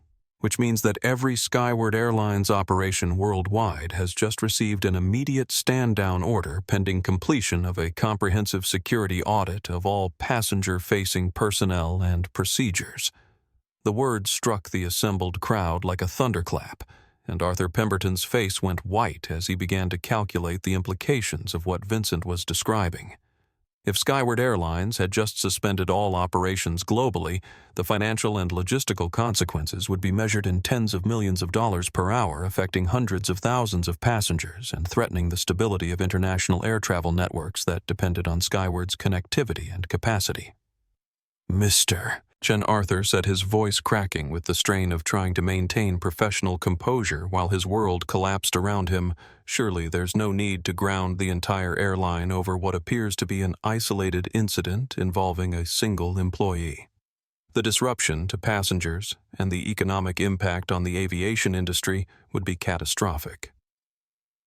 Vincent looked at him with the kind of cold assessment that suggested he was evaluating not just Arthur's immediate concerns, but also his fundamental understanding of corporate responsibility and institutional accountability. "Arthur," he said, "this is not an isolated incident. This is evidence of a coordinated attack on my family and my company carried out by people who clearly had inside information about my daughter's travel plans and access to airport personnel who were willing to participate in a conspiracy designed to create public humiliation and corporate embarrassment." As he spoke, Vincent's tablet began displaying a cascade of real-time data that illustrated the scope of the operation he had just launched with a single touch. Flight status boards across the world were updating to show Skyward Airlines departures being delayed or canceled. Ground crews were receiving orders to suspend all passenger boarding procedures, and crisis management teams in a dozen countries were being activated to handle the logistical nightmare of coordinating alternative transportation for displaced passengers. Protocol. Thunderbolt Vincent continued his voice, taking on the tone of someone who was explaining complex technical procedures to people who had never needed to understand them before, is designed to respond to threats against Skyward Airline's operational integrity that require immediate and comprehensive response. It provides me with real-time access to every computer system, every communication network, and every data stream that touches our operations anywhere in the world. Melissa was now visibly shaking as she realized that her participation in what she had probably thought was a relatively minor scheme had somehow triggered a global corporate emergency that would affect millions of people and cost countless millions of dollars to resolve.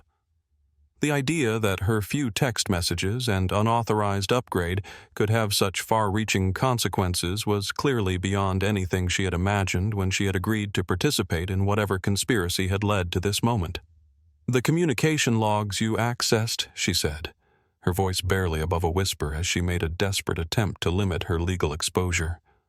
"I don't know who sent me those messages. Someone just told me to watch for a young woman matching your daughter's description, and to make sure that any attempt by her to use first-class services resulted in a public confrontation that would be recorded and shared on social media."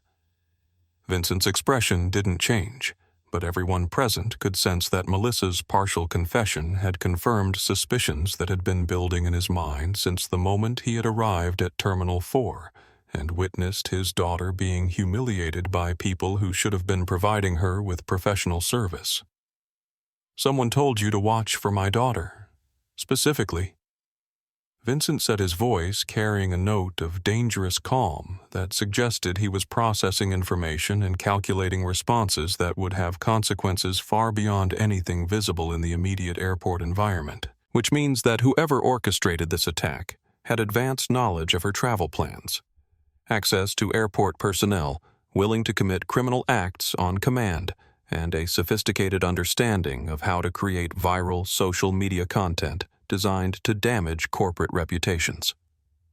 Arthur Pemberton was frantically working his own phone, clearly trying to contact federal aviation authorities and airport security personnel who could provide some kind of framework for dealing with a situation that had escalated far beyond anything covered in standard emergency response procedures. The idea that a major international airport was hosting evidence of a criminal conspiracy directed against one of the world's largest airlines was the kind of crisis that kept aviation administrators awake at night in cold sweats. "But, protocol, Thunderbolt doesn't just shut down operations." Vincent continued, his fingers dancing across his tablet's surface with the kind of fluid expertise that suggested he had planned for exactly this type of situation and had prepared tools specifically designed to respond to it. "It also activates our most sophisticated investigation and analysis systems, which are currently pulling data from every source connected to Skyward Airlines' network infrastructure." The tablet's screen began displaying streams of information that flowed too quickly for most observers to follow, but Vincent's expression suggested that he was seeing patterns and connections that were providing him with a clear picture of the scope and nature of the conspiracy that had targeted his daughter. Flight manifests, communication records, financial transactions, and personnel files were being cross-referenced and analyzed by artificial intelligence systems that had been designed to detect exactly the kinds of coordinated attacks that Vincent suspected were behind the day's events. Passenger manifest analysis shows that Mr. and Mrs. Blackwood's business class reservations were purchased using a corporate credit card belonging to a shell company that has been involved in several previous incidents of passenger complaints and airline disputes. Vincent announced, his voice carrying the satisfaction of someone who was watching a complex puzzle resolve itself into a clear and damaging pattern. Financial transaction records show that the same shell company has made payments to airport personnel at 6 different international terminals over the past 18 months. Theodore Blackwood made a choking sound that suggested he was beginning to understand that his participation in what he had assumed was a simple upgrade had actually made him a participant in an international conspiracy. involving multiple airports, numerous airline personnel, and financial networks that were clearly designed to conceal criminal activity from regulatory oversight. Communication analysis has identified the phone number that sent instructions to Melissa. Vincent continued, his voice taking on the tone of a prosecutor presenting evidence to a jury that would soon be asked to render a verdict on guilt and innocence. The number is registered to a prepaid account that was purchased with cash at a London electronics store, but geolocation data shows that the phone was physically present at the Kensington penthouse belonging to Carter Fleming, my chief financial officer at the time the messages were sent. The revelation struck the assembled crowd like a physical blow as everyone present realized that what had appeared to be a simple case of airport discrimination had actually been the visible tip of a conspiracy that reached into the highest levels of Skyward Airlines corporate leadership and involved coordinated attacks on the company's founder and CEO by someone with intimate access to corporate information and operational procedures. Vincent's expression had shifted from anger to something much more dangerous, as he began to understand that his daughter's humiliation had been orchestrated by someone he had trusted with the financial operations of his company, someone who had access to travel schedules and operational data that could be used to coordinate exactly the kind of attack that had just been executed against his family. Carter Fleming. Vincent said, his voice carrying a note of personal betrayal that suggested he was recalculating not just professional relationships, but also personal judgments about people. He had considered friends and allies who has been planning a vote of no confidence in my leadership that is scheduled to be presented to the board of directors next week, apparently decided that my daughter's public humiliation would provide useful ammunition for his argument that I am unfit to continue leading this company.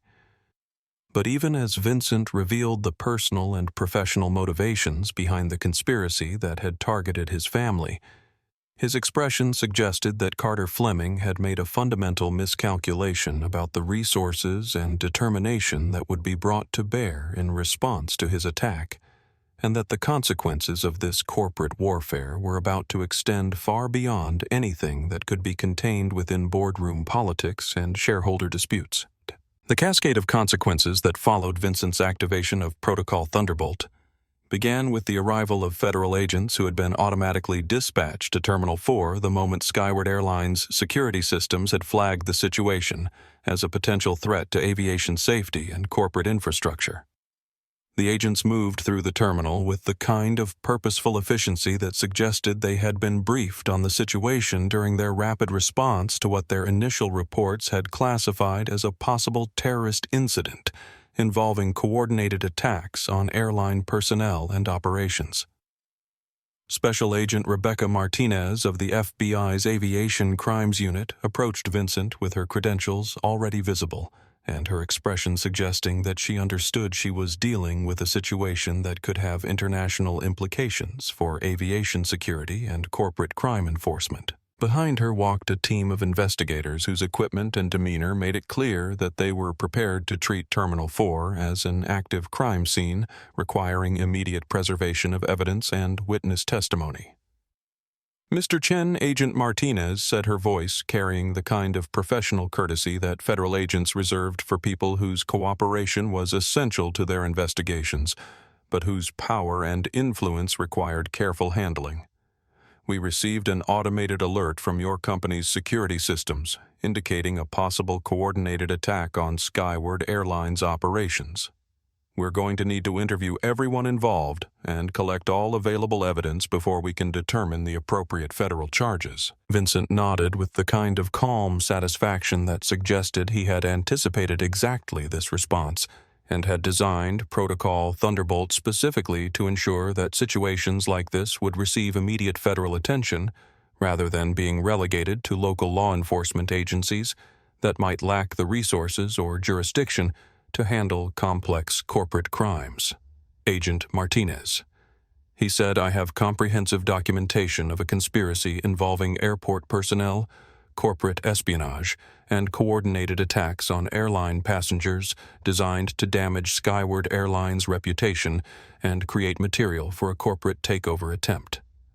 The evidence includes communication records, financial transactions, and real-time testimony from the perpetrators themselves. Melissa Hartwell was now crying openly as she realized that what she had probably thought was a relatively minor violation of airport policies had somehow escalated into a federal investigation that would likely result in charges carrying penalties that could destroy her life and the lives of her family members.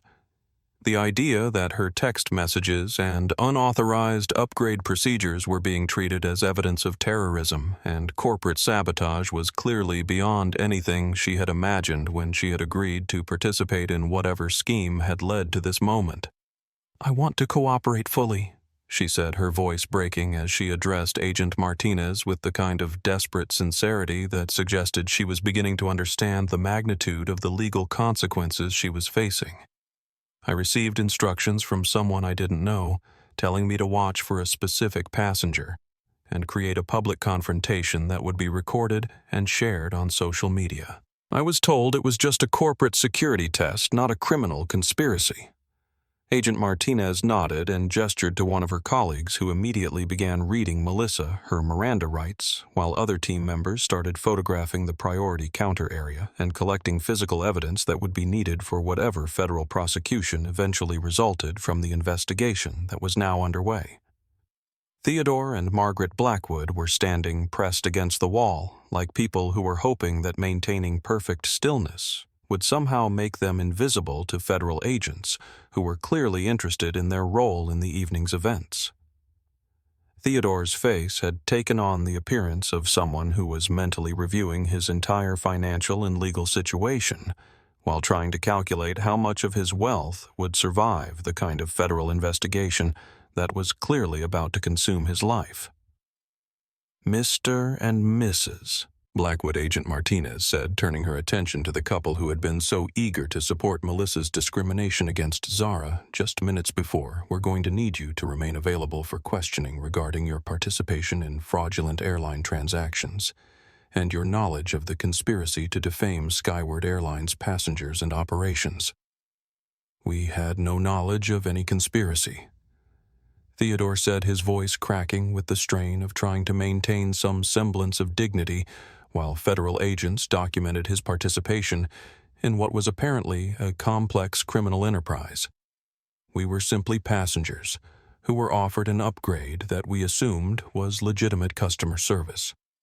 Agent Martinez looked at him with the kind of expression that federal investigators reserved for people whose explanations were either willfully naive or deliberately deceptive. "Mr. Blackwood," she said, "the evidence shows that you participated in verbal attacks on Miss Chen, supported airport personnel who were discriminating against her, and encouraged security officers to physically remove her from the terminal. That behavior, combined with your acceptance of fraudulent upgrades, suggests a level of coordination that we'll need to investigate thoroughly."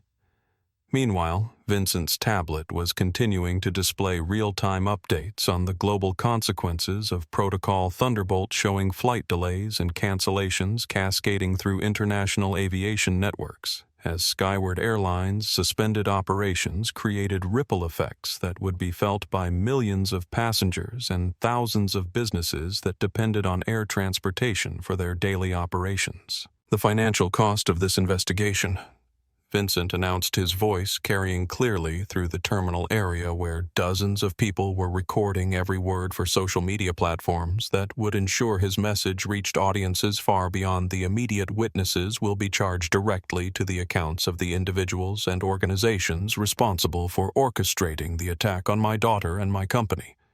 Mr. and Mrs. Blackwood will be personally liable for the costs of grounding international flight operations, investigating corporate espionage, and compensating passengers who have been displaced by this criminal conspiracy." Margaret Blackwood made a sound that was somewhere between a gasp and a sob as she realized that her participation in what she had thought was simply defending appropriate social hierarchies had somehow made her financially responsible for the operational costs of a major international airline and the investigation expenses of a federal criminal case. "The upgrade we received?" she whispered, her voice barely audible over the noise of federal agents setting up interview stations and evidence collection procedures throughout the gate area. It wasn't worth more than a few $1,000s. How can we be responsible for millions of dollars in airline operations? Vincent looked at her with the kind of cold assessment that suggested he was calculating not just financial liability, but also the broader implications of holding people accountable for the full consequences of their actions, rather than just the immediate benefits they had received from their participation in criminal activities. "Mrs. Blackwood," he said, "when you participated in a conspiracy to defraud airline operations and attack airline passengers, you became legally liable for all the foreseeable consequences of that conspiracy, including the costs of responding to the security threats it created and the operational disruptions it caused. The fact that you only intended to receive a free upgrade doesn't limit your liability for the federal crimes you helped commit." But even as Vincent explained the legal consequences that were about to transform Theodore and Margaret Blackwood from wealthy travelers into defendants in a federal criminal case, his expression suggested that the revelation of their involvement was just a small part of a much larger investigation that would soon focus on the corporate executives who had orchestrated this attack and the institutional changes that would be needed to prevent similar conspiracies from succeeding in the future. Arthur Pemberton approached Agent Martinez with the kind of nervous energy that suggested he was desperate to demonstrate his cooperation with the federal investigation before anyone decided that his oversight failures had contributed to the security breaches that had enabled this conspiracy to unfold in his facility. "Agent Martinez," he said, "I want you to know that the airport authority had no knowledge of any conspiracy involving our personnel or facilities, and we are prepared to provide complete access to all communication records, security footage, and personnel files that might be relevant to your investigation." Agent Martinez nodded, with the kind of professional acknowledgement that suggested she appreciated cooperation, but was not necessarily prepared to assume that institutional ignorance was the same thing as institutional innocence when it came to security failures that had enabled criminal conspiracies to operate within federal aviation facilities. "Mr. Pemberton," she said, "will be conducting a comprehensive review of airport security procedures and personnel oversight protocols to determine whether systemic failures contributed to the ability of criminal conspirators to coordinate attacks on airline passengers and operations. Your cooperation will be noted, but the scope of our investigation will depend on the evidence we collect, not on assurances about institutional innocence." Vincent's phone rang with the distinctive tone that indicated a call from Skyward Airline's corporate headquarters in London, and his expression as he answered suggested that the conversation he was about to have would determine whether the corporate warfare that had targeted his daughter would escalate into the kind of executive-level confrontation that could reshape the airline industry's approach to internal security and leadership accountability. "This is Vincent Chen," he said, his voice carrying the tone of someone who was prepared to use every resource at his disposal to ensure that the people responsible for attacking his family would face consequences that would serve as permanent deterrents to anyone else who might consider similar strategies for corporate advancement. The private jet that carried Vincent and Zara back to London was a marvel of modern aviation engineering, with a cabin that had been designed to serve as both a mobile office and a sanctuary from the kind of high-stakes corporate warfare that had just erupted in Terminal 4. The leather seats were arranged around a conference table that could accommodate board meetings at 40,000 feet, and the communication systems provided encrypted connectivity to every major business center in the world. But as they climbed through the clouds above New York, neither Vincent nor Zara was paying attention to the luxury that surrounded them. Vincent sat across from his daughter with his laptop open and 3 phones within easy reach, coordinating a response to the conspiracy that had targeted his family with the kind of methodical precision that had made him one of the most successful executives in the aviation industry. His expression was calm but focused, like a general planning a campaign that would determine the future of his empire and the safety of everyone who depended on his leadership for their livelihoods and security. The forensic accountants are already in Carter's office," Vincent said, his voice carrying a note of satisfaction as he updated Zara on the rapid deployment of resources that was following their departure from JFK, and the board has been called into emergency session to review the evidence of embezzlement and corporate sabotage that we collected at the airport. By the time we land in London, Carter Fleming will be facing federal charges in 2 countries and civil liability that will probably exceed his net worth by several orders of magnitude. Zara nodded, but her attention was focused on her laptop, where she was using her artistic training to analyze patterns in financial documents that her father's forensic teams had forwarded to the aircraft's communication systems. Her experience with visual composition and color theory had given her an unusual ability to spot inconsistencies and connections that traditional financial analysis might miss. And what she was seeing in Carter Fleming's expense reports and communication patterns was beginning to reveal a conspiracy that was far more extensive than even Vincent had initially suspected. "Dad?" She said, her voice carrying a note of excitement as she highlighted sections of financial data that showed recurring patterns of suspicious transactions. "I think Carter's conspiracy against you goes back much further than just this week's board meeting. Look at these expense reports from the past 18 months. He's been traveling to meet with Melissa and other airport personnel across 3 continents, always paying cash, always timing his visits to coincide with high-profile passengers who later experienced exactly the kind of discrimination I face today." Vincent leaned over to examine the documents that Zara had arranged on her screen, his expression shifting from focused anger to something approaching admiration as he realized that his daughter's artistic eye had identified connections that his financial experts had missed during their initial analysis of Carter's activities. "He's been testing the system," Vincent said, his voice carrying a note of professional fascination as he began to understand the scope and sophistication of Carter's long-term strategy for undermining Skyward Airlines' reputation and his own leadership, creating incidents designed to demonstrate that the company's commitment to passenger dignity was just public relations rhetoric that couldn't survive contact with real-world operational pressures. The aircraft's communication system chimed with an incoming encrypted message from Skyward Airlines' London headquarters, and Vincent's expression as he read the update suggested that the investigation into Carter's activities was revealing evidence that would transform this from a case of corporate embezzlement into something approaching industrial espionage with international implications. Carter's been in communication with executives from 3 different competing airlines.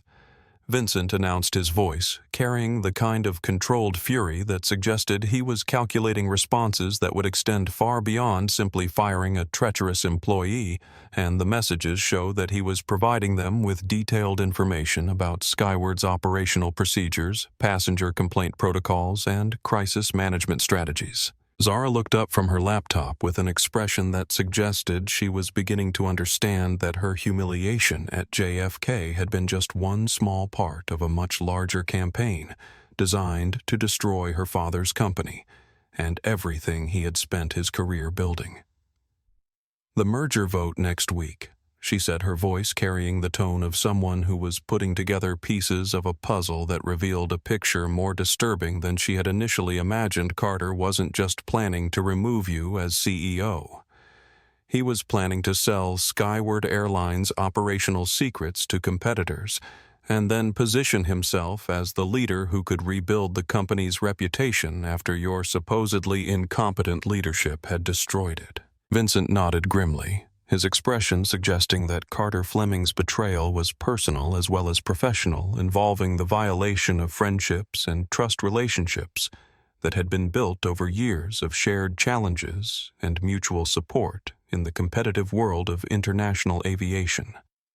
"Carter has been my chief financial officer for 8 years, Vincent said, his voice carrying a note of disappointment that went beyond simple anger at discovering criminal activity within his executive team, and I trusted him with access to every aspect of Skyward's operations, from passenger safety protocols to competitive strategy development.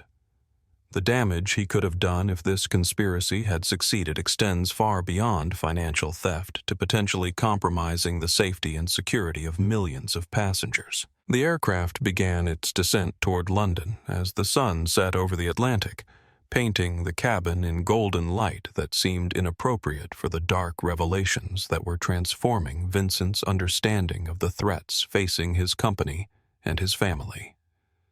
Through the windows, they could see the lights of London beginning to twinkle in the gathering dusk, but what awaited them in the corporate headquarters of Skyward Airlines was a confrontation that would determine whether Vincent's empire would survive the betrayal of someone he had considered a trusted friend and essential partner. When we arrive at headquarters, Vincent said, his voice carrying the tone of someone who was preparing for a battle that would require every resource and advantage he could bring to bear, Carter will probably be expecting to present his evidence of your supposed criminal behavior at the board meeting, not realizing that we have documented his entire conspiracy and traced his communications with competitors and corrupted airport personnel. Zara closed her laptop and looked out at the approaching lights of London, her expression suggesting that she was mentally preparing herself for a confrontation that would require her to face the man who had orchestrated her public humiliation as part of a larger strategy to destroy her father's life work. "I want to be there when you confront him," she said, her voice carrying a note of determination that reminded Vincent of her mother's courage in the face of challenges that would have intimidated people with less character and conviction. "Because I want him to see that his plan didn't just fail, but that it created exactly the kind of father-daughter partnership that will make Skyward Airlines stronger and more committed to passenger dignity than it was before he tried to destroy us." Vincent reached across the conference table to squeeze his daughter's hand, his expression carrying the kind of pride that suggested he was seeing in her not just artistic talent and intellectual capability, but the leadership qualities that would eventually make her a worthy successor to the empire he had built through decades of hard work and principled decision-making. But as their aircraft approached London, and the confrontation that would determine the future of Skyward Airlines, both father and daughter understood that Carter Fleming's conspiracy represented more than just personal betrayal or corporate crime. It was evidence of systemic problems within the aviation industry that would require fundamental changes to prevent similar attacks on passenger dignity and corporate integrity in the future. The executive boardroom on the 40th floor of Skyward Airlines' London headquarters had been designed to intimidate visitors and inspire confidence in shareholders with floor-to-ceiling windows that offered commanding views of the Thames and a conference table made from a single piece of Brazilian rosewood that had cost more than most people's homes. Under normal circumstances, the room embodied the kind of corporate power and refined luxury that justified investor confidence in Skyward's management and strategic vision. But as Vincent and Zara approached the mahogany doors that led to what would undoubtedly be the most consequential board meeting in the company's history, the atmosphere felt more like a courtroom where verdicts would be rendered and sentences imposed. Carter Fleming sat at the head of the table in Vincent's customary chair, his silver hair perfectly styled and his $1,000 suit pressed to military precision, projecting the kind of confident authority that suggested he believed the evening's events at JFK had provided him with exactly the ammunition he needed to complete his long-planned coup against Vincent's leadership. Around the table sat the 12 men and women who comprised Skyward Airlines' board of directors, their expressions suggesting a mixture of curiosity, concern, and calculation, as they prepared to hear Carter's presentation of evidence that would supposedly demonstrate Vincent's unfitness to continue leading the company.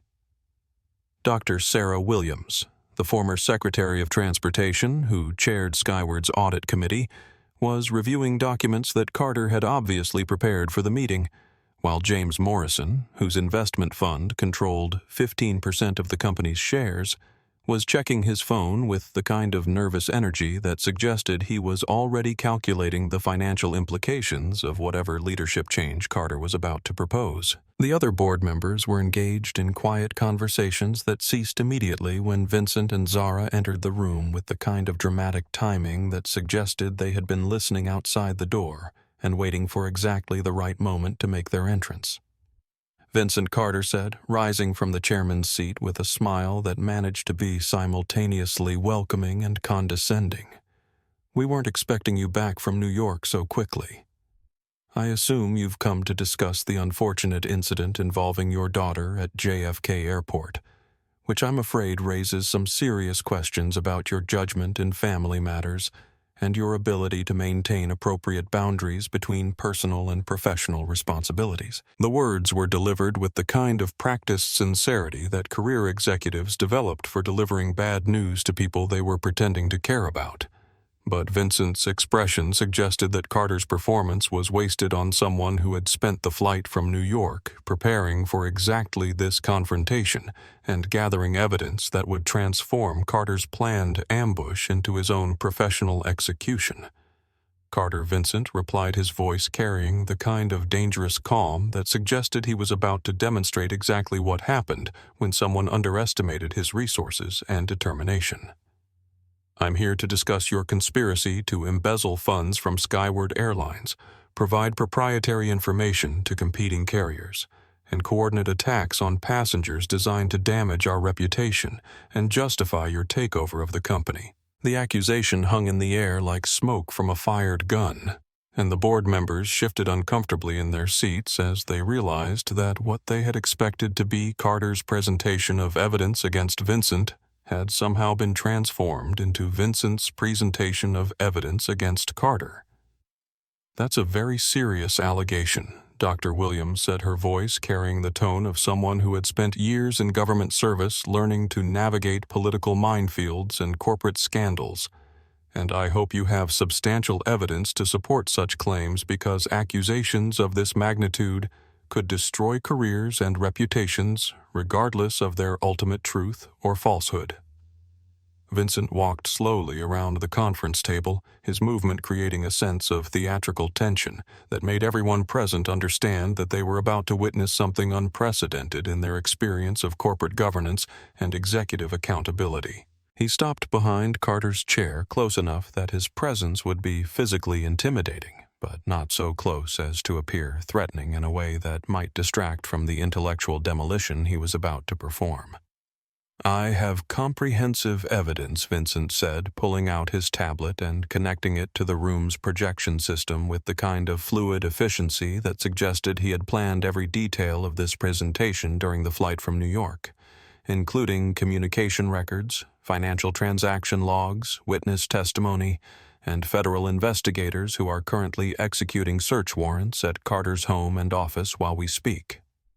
The room's large display screen flickered to life, showing email headers and message previews that made several board members lean forward with the kind of intense attention that people reserved for documents that could determine their own legal and financial futures. Carter's confident expression began to waver as he recognized his own words appearing on the screen in contexts that revealed planning and coordination that had obviously been intended to remain secret.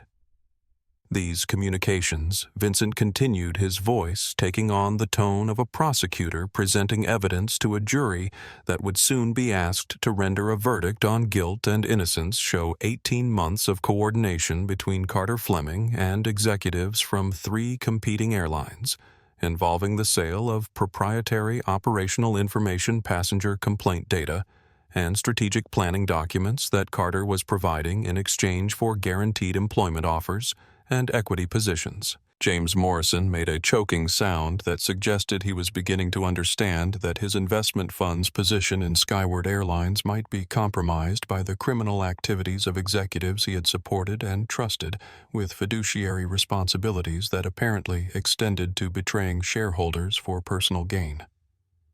But the really interesting evidence, Vincent said, scrolling to additional screens that showed financial records and travel documentation, involves Carter's coordination with airport personnel across multiple international terminals, training them to create public incidents involving high-profile passengers that could be recorded and shared on social media platforms to damage Skyward's reputation.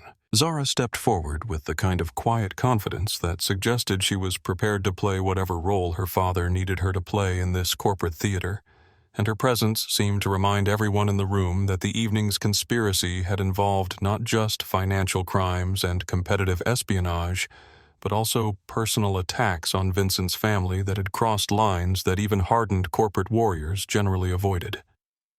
The attack on my daughter at JFK. Vincent continued, his voice hardening as he reached the personal core of Carter's conspiracy, was specifically designed to create viral video content showing her being humiliated and arrested, which Carter planned to use as evidence that my judgment in family matters had compromised my ability to lead this company effectively. Carter finally found his voice, though it came out as little more than a croak as he realized that his carefully constructed plan had somehow been turned against him in ways he had never anticipated.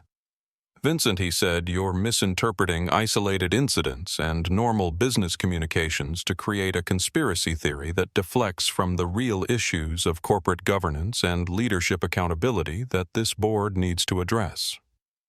Vincent looked at him with the kind of expression that suggested he was evaluating a particularly pathetic attempt at deception by someone who had fundamentally underestimated the intellectual and technological resources that would be brought to bear in response to his betrayal.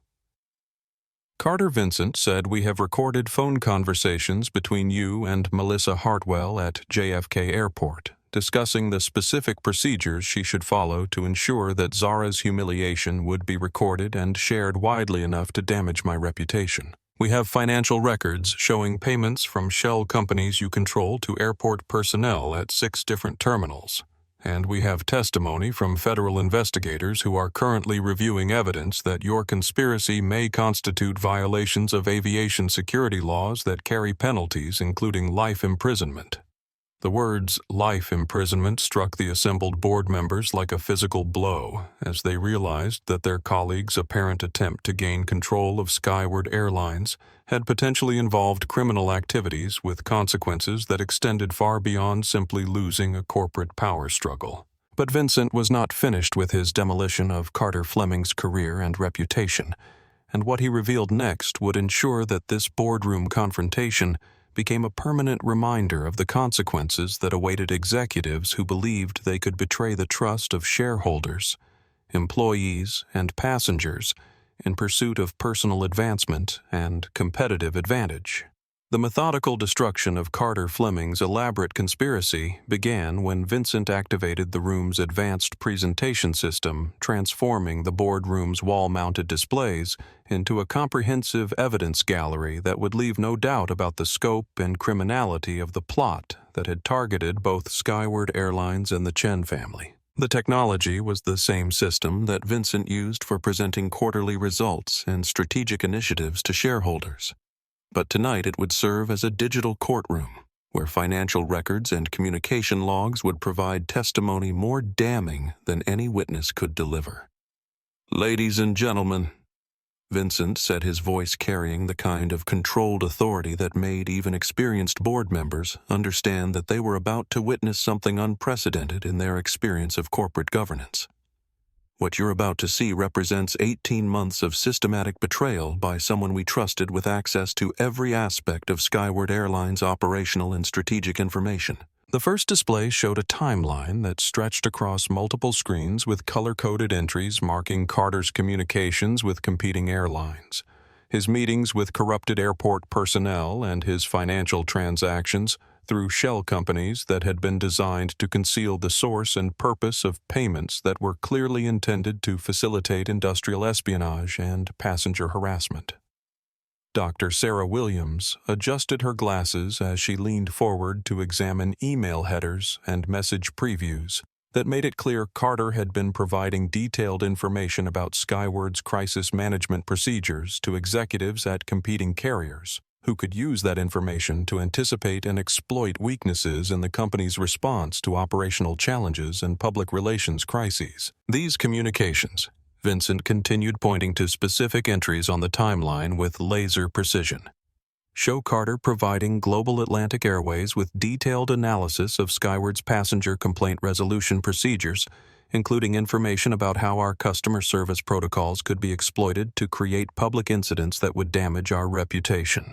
James Morrison was frantically taking notes on his tablet, clearly calculating the legal and financial implications of having invested his fund's resources in a company whose chief financial officer had been actively working to undermine its competitive position and market value through criminal conspiracy and corporate sabotage. But email communications are just the beginning, Vincent said, scrolling to additional screens that displayed financial records with the kind of forensic detail that suggested teams of accountants and investigators had been working around the clock to trace every dollar that had flowed through Carter's elaborate network of front companies and offshore accounts. The financial evidence is even more comprehensive, Zara added, stepping forward with her laptop connected to the presentation system and displaying charts that showed patterns in Carter's expenses and transactions that her artistic training had helped her identify, because Carter's payments to airport personnel weren't just random bribes, but part of a coordinated strategy to create incidents at specific terminals during specific time periods when high-profile passengers would be traveling. The board members were now studying the financial displays with the kind of intense attention that people reserved for documents that could determine their own legal liability, and several of them were clearly beginning to understand that Carter's criminal activities might have created exposure for the company and its directors that extended far beyond simply firing a corrupt executive. Shell Company Analysis.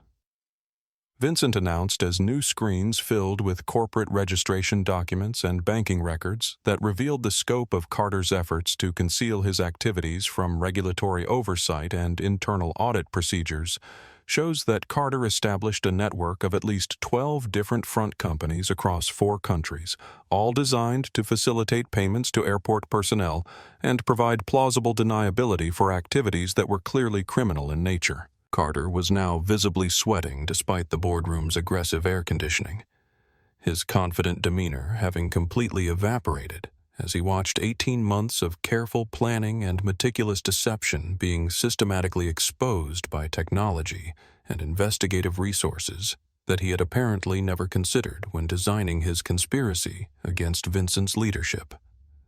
The most damaging evidence, Vincent continued, his voice taking on a note of personal betrayal that suggested Carter's treachery had violated not just professional trust, but also personal friendship that had been built over years of shared challenges and mutual support, involves Carter's coordination with Melissa Hartwell and other airport personnel to create specific incidents designed to generate viral video content that could be used to demonstrate my supposed unfitness for corporate leadership. The screen displayed text messages and recorded phone conversations that made it clear Carter had provided Melissa with detailed information about Zara's travel plans, including her flight number, arrival time, and physical description, along with specific instructions about how to ensure that any confrontation would be dramatic enough to attract recording devices and social media attention. These communications, Zara said, her voice carrying a note of controlled anger, as she highlighted specific messages that revealed the personal nature of Carter's attack on her family, show Carter instructing airport personnel to make it ugly and ensure that we need footage of my humiliation, because he believed that viral video of the CEO's daughter being arrested for alleged fraud would provide the ammunition he needed to convince this board that my father's judgment had been compromised by personal bias. Doctor. Williams was now pale with the realization that she had been prepared to participate in a board meeting where evidence of Vincent's alleged poor judgment would have been presented by someone who had actually orchestrated the incidents being used as evidence against him, creating a level of corporate manipulation and deception that could have resulted in catastrophic legal and financial consequences for everyone involved. The coordination extends beyond simple passenger harassment, Vincent announced as new displays revealed communication logs that showed Carter had been providing competing airlines with real-time information about Skyward's operational procedures, passenger safety protocols, and crisis management strategies that could be used to gain competitive advantages and exploit weaknesses in the company's systems and procedures. Industrial espionage charges. James Morrison whispered, his voice barely audible, as he realized that his investment fund's position in Skyward Airlines might be compromised by criminal activities that could result in federal prosecution of executives and potentially massive civil liability for shareholders who had unknowingly benefited from stolen competitive intelligence. But Vincent was not finished with his presentation of evidence against Carter Fleming. And what he revealed next would ensure that this boardroom confrontation resulted not just in the destruction of one corrupt executive's career, but in fundamental changes to corporate governance and accountability that would serve as permanent protection against similar conspiracies in the future. The financial analysis also reveals Vincent continued scrolling to screens that displayed offshore banking records and currency transaction reports that suggested Carter's conspiracy had involved money laundering and tax evasion, in addition to industrial espionage and passenger harassment that Carter has been systematically stealing from Skyward Airline's operational funds to finance his conspiracy, with total embezzlement exceeding $40 million over the past 18 months.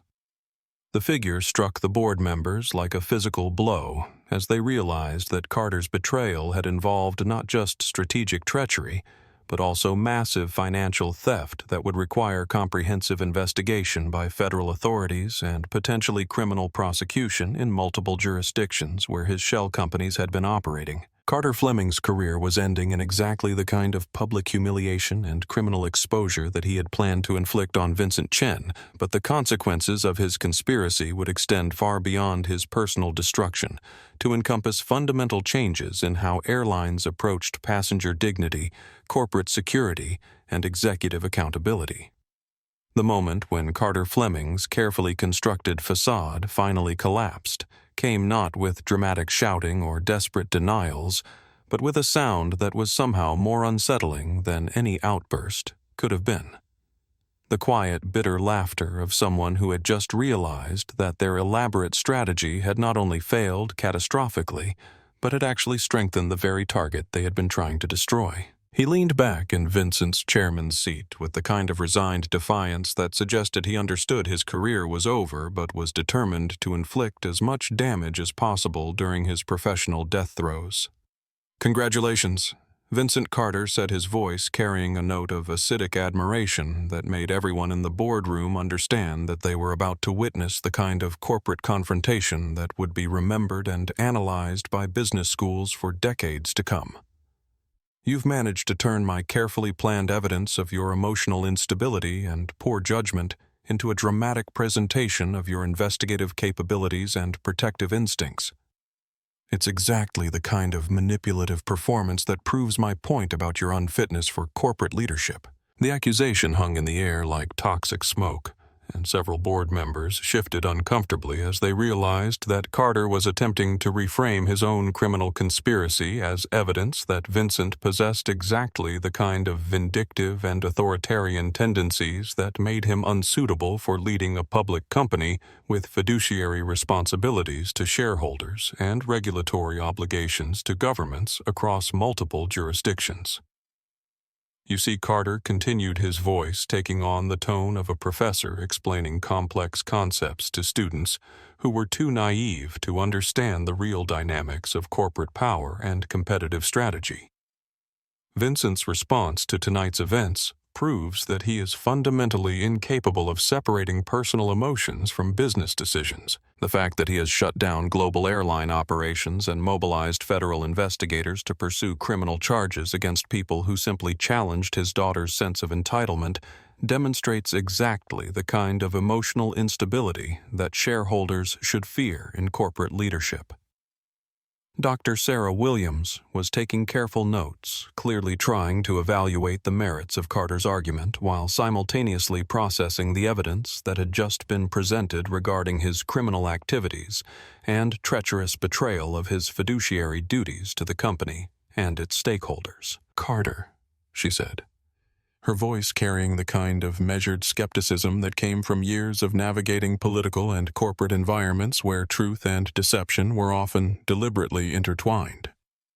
"Your argument about Vincent's emotional instability might be more persuasive if it weren't being presented by someone who has just been exposed as having orchestrated the very incidents you're citing as evidence of his poor judgment." Carter's expression shifted slightly, suggesting that he had hoped the board would focus on Vincent's response to the conspiracy rather than the conspiracy itself, but his voice remained steady as he pressed forward with what was clearly a prepared argument designed to exploit whatever doubts might exist about Vincent's leadership style and decision-making processes. The conspiracy allegations are exactly what I'm talking about," Carter said, his tone becoming more confident as he warmed to his theme, because they demonstrate Vincent's tendency to construct elaborate explanations for simple situations that reflect poorly on his judgment. The fact that his daughter was treated inappropriately at an airport is regrettable, but it hardly justifies shutting down airline operations worldwide and mobilizing federal resources for what amounts to a personal vendetta against people who didn't recognize her privileged status. Vincent watched Carter's performance with the kind of detached fascination that a scientist might feel while observing a particularly interesting specimen, clearly appreciating the psychological complexity of someone who was attempting to use his own criminal conspiracy as evidence of his target's unfitness for leadership. "That's a fascinating perspective," Carter Vincent said, his voice carrying a note of clinical interest that suggested he was genuinely curious about the mental processes that had led to such elaborate self-deception and rationalization. "But it suffers from one significant flaw. The evidence we've presented doesn't just show that you orchestrated attacks on my daughter, but that you've been systematically betraying Skyward Airlines for 18 months, stealing millions of dollars, and providing proprietary information to competitors." Carter's confident expression flickered slightly, but he pressed forward with what was clearly his best remaining strategy for salvaging something from the wreckage of his conspiracy. "Those allegations," he said, "are exactly the kind of paranoid overreaction that proves my point about Vincent's emotional instability. The idea that routine business communications and standard operational procedures constitute evidence of some vast conspiracy demonstrates the kind of delusional thinking that makes him unsuitable for corporate leadership." James Morrison looked up from his notes with an expression that suggested he was beginning to understand that Carter's argument was not just legally dubious, but also logically incoherent. "Carter," he said, "we've all seen the financial records showing payments to airport personnel through shell companies you controlled. Are you seriously arguing that those transactions represent routine business communications and standard operational procedures?"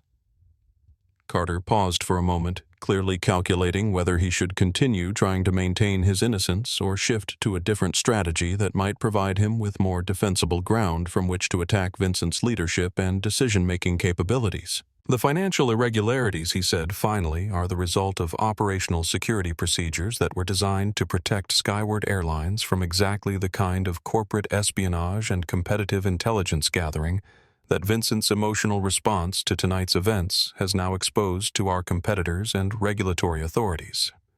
The explanation was so audaciously dishonest that several board members actually laughed out loud, clearly appreciating the psychological complexity of someone who was attempting to characterize massive embezzlement and criminal conspiracy as protective security measures designed to benefit the company he had been systematically betraying. But Carter was not finished with his desperate attempt to reframe his criminal activities as evidence of Vincent's unfitness for leadership, and what he said next would ensure that his professional destruction would be complete and irreversible. "The real question this board needs to answer," Carter continued, his voice rising as he made what was clearly his final attempt to salvage something from his failed conspiracy, "is whether Vincent Chen possesses the emotional stability and business judgment necessary to lead a public company, or whether his vindictive response to personal slights and family embarrassments demonstrates exactly the kind of authoritarian tendencies that will eventually destroy shareholder value and regulatory relationships." Vincent looked around the boardroom at the faces of directors who had worked with him for years, building Skyward Airlines into one of the world's most successful and respected carriers, and his expression suggested that he was confident about how they would respond to Carter's desperate attempt to portray criminal conspiracy as evidence of his target's emotional instability. But before Vincent could respond to Carter's final argument, the boardroom door opened to admit federal agents whose presence would ensure that this corporate confrontation would have consequences extending far beyond the careers and reputations of the executives involved. The arrival of federal agents at Skyward Airlines' corporate headquarters transformed the boardroom from a site of corporate governance into an active crime scene, as Special Agent Rebecca Martinez and her team entered with the kind of purposeful efficiency that suggested they had spent the flight from New York reviewing evidence and preparing arrest warrants that would ensure Carter Fleming's conspiracy would have consequences extending far beyond simply losing his job and his reputation. Carter Fleming. Agent Martinez, said her voice carrying the kind of formal authority that made everyone in the room understand that they were witnessing the intersection of corporate crime and federal justice. You are under arrest for conspiracy to commit wire fraud, embezzlement of corporate funds, violations of federal aviation security laws, and industrial espionage. You have the right to remain silent, and anything you say can and will be used against you in a court of law. The Miranda warning filled the elegant boardroom with the harsh realities of criminal prosecution, and Carter's confident demeanor finally collapsed completely as he realized that his elaborate conspiracy had transformed him from a corporate executive into a federal defendant whose legal problems would consume whatever remained of his wealth, his freedom, and his reputation. Dr. Sarah Williams was frantically reviewing her notes, clearly trying to calculate the legal and financial implications for Skyward Airlines and its board members of having harbored a criminal conspiracy within the company's executive leadership, while James Morrison was already making phone calls to legal counsel and investment advisors who would help him navigate the regulatory and financial consequences of discovering that his investment fund had been supporting a company whose CFO was apparently a federal criminal.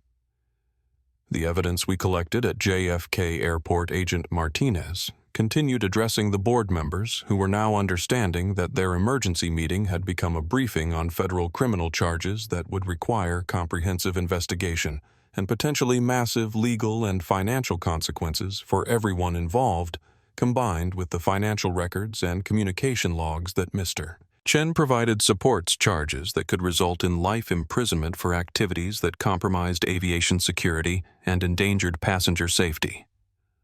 Carter was handcuffed with the kind of professional efficiency that suggested federal agents had extensive experience with arresting corporate executives who had believed their wealth and position would protect them from the consequences of criminal activities, and his earlier confidence had been replaced by the pale, sweaty appearance of someone who was beginning to understand the magnitude of the legal and financial disaster that was about to consume his life. "This is insane," Carter said, his voice cracking as he made one final attempt to maintain some semblance of dignity while being led toward the boardroom door in handcuffs.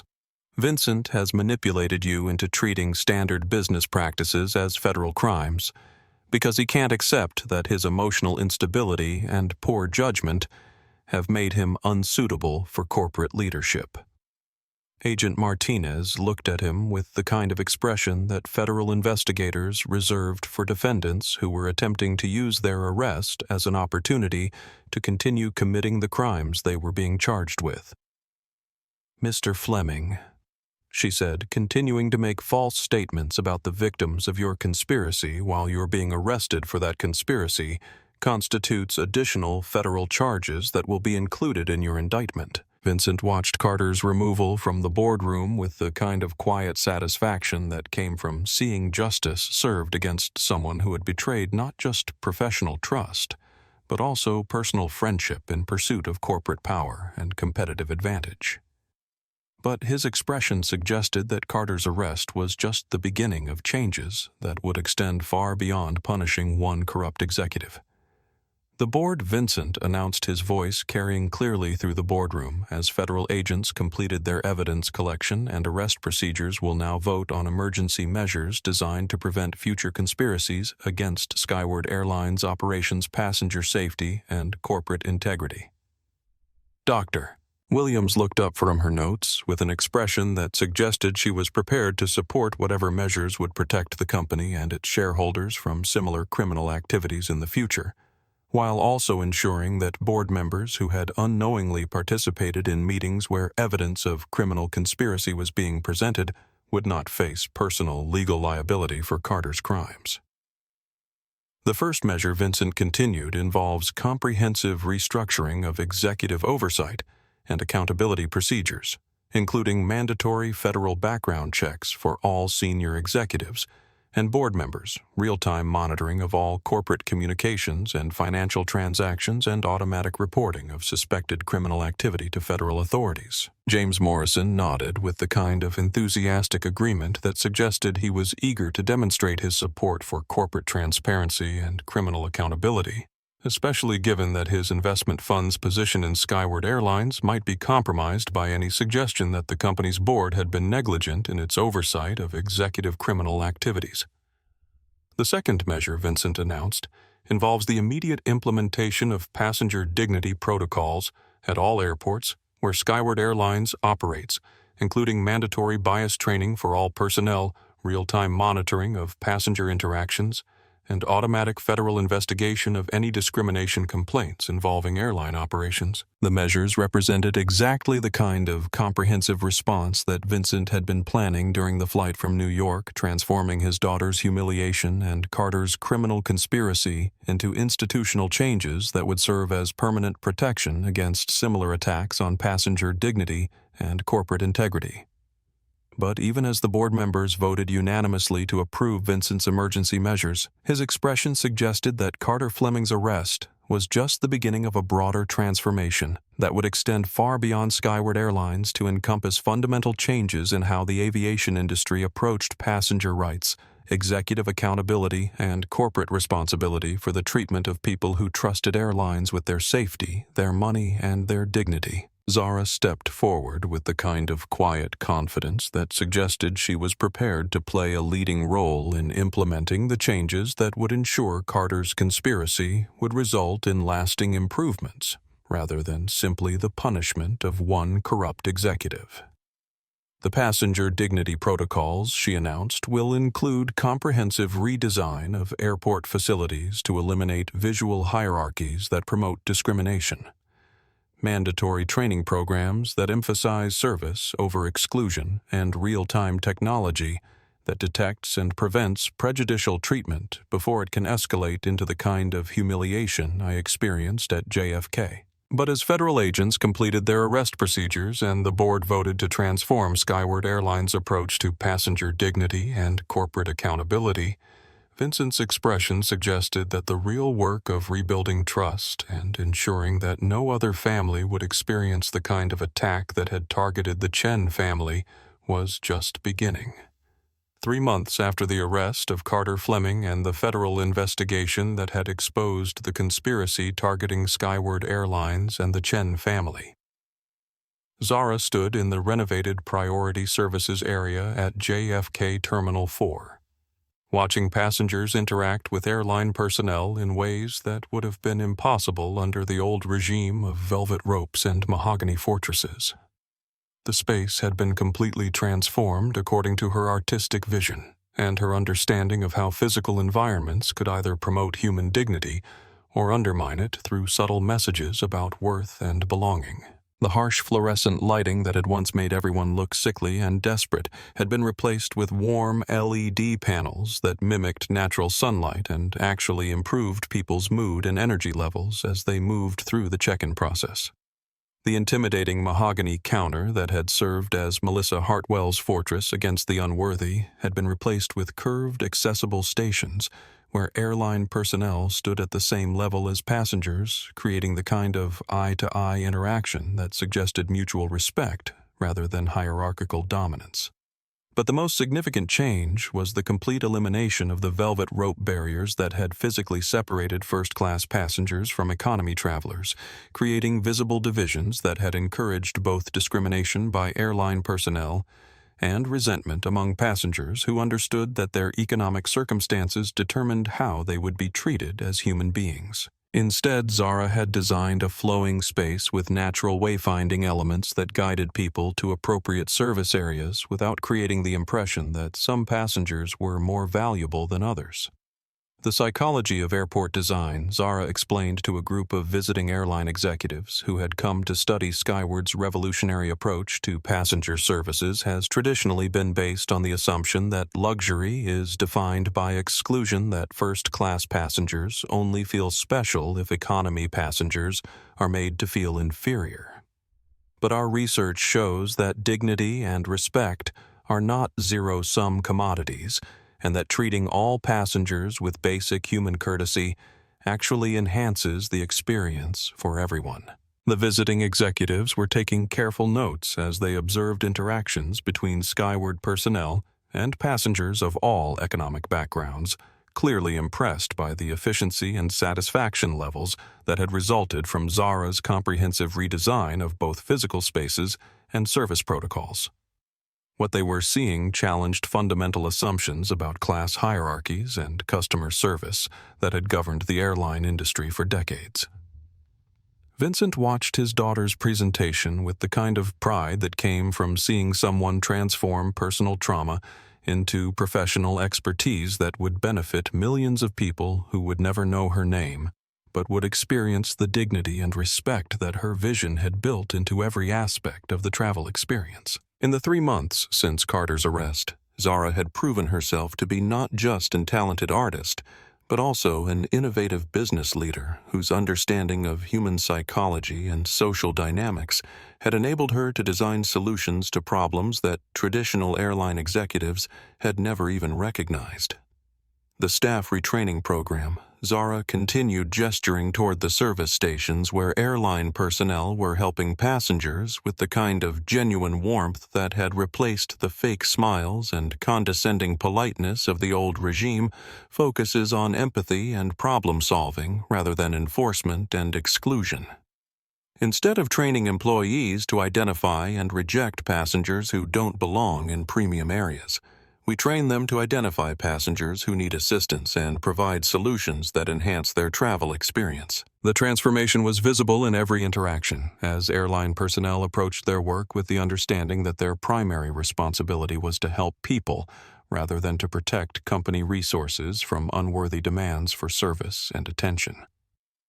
Sarah Martinez, who had replaced Melissa Hartwell as the senior customer service representative, embodied the new approach with her genuine interest in each passenger's needs and her creative problem-solving when flights were delayed or travel plans needed to be modified. Ms. Chen said Maria Rodriguez, the head of customer experience for Global Atlantic Airways, one of the competing airlines that had purchased stolen information from Carter Fleming's conspiracy, the passenger satisfaction scores that Skyward has achieved since implementing your dignity protocols are unprecedented in the industry. How do you maintain service efficiency while providing such individualized attention to passenger needs? Zara smiled with the kind of confidence that came from having data and results to support her theoretical framework for transforming airline customer service. The efficiency actually improves when you eliminate the time and energy that staff previously spent on determining who deserved good service and who didn't, she explained. When everyone receives the same baseline level of respect and attention, employees can focus their expertise on solving problems rather than enforcing arbitrary hierarchies.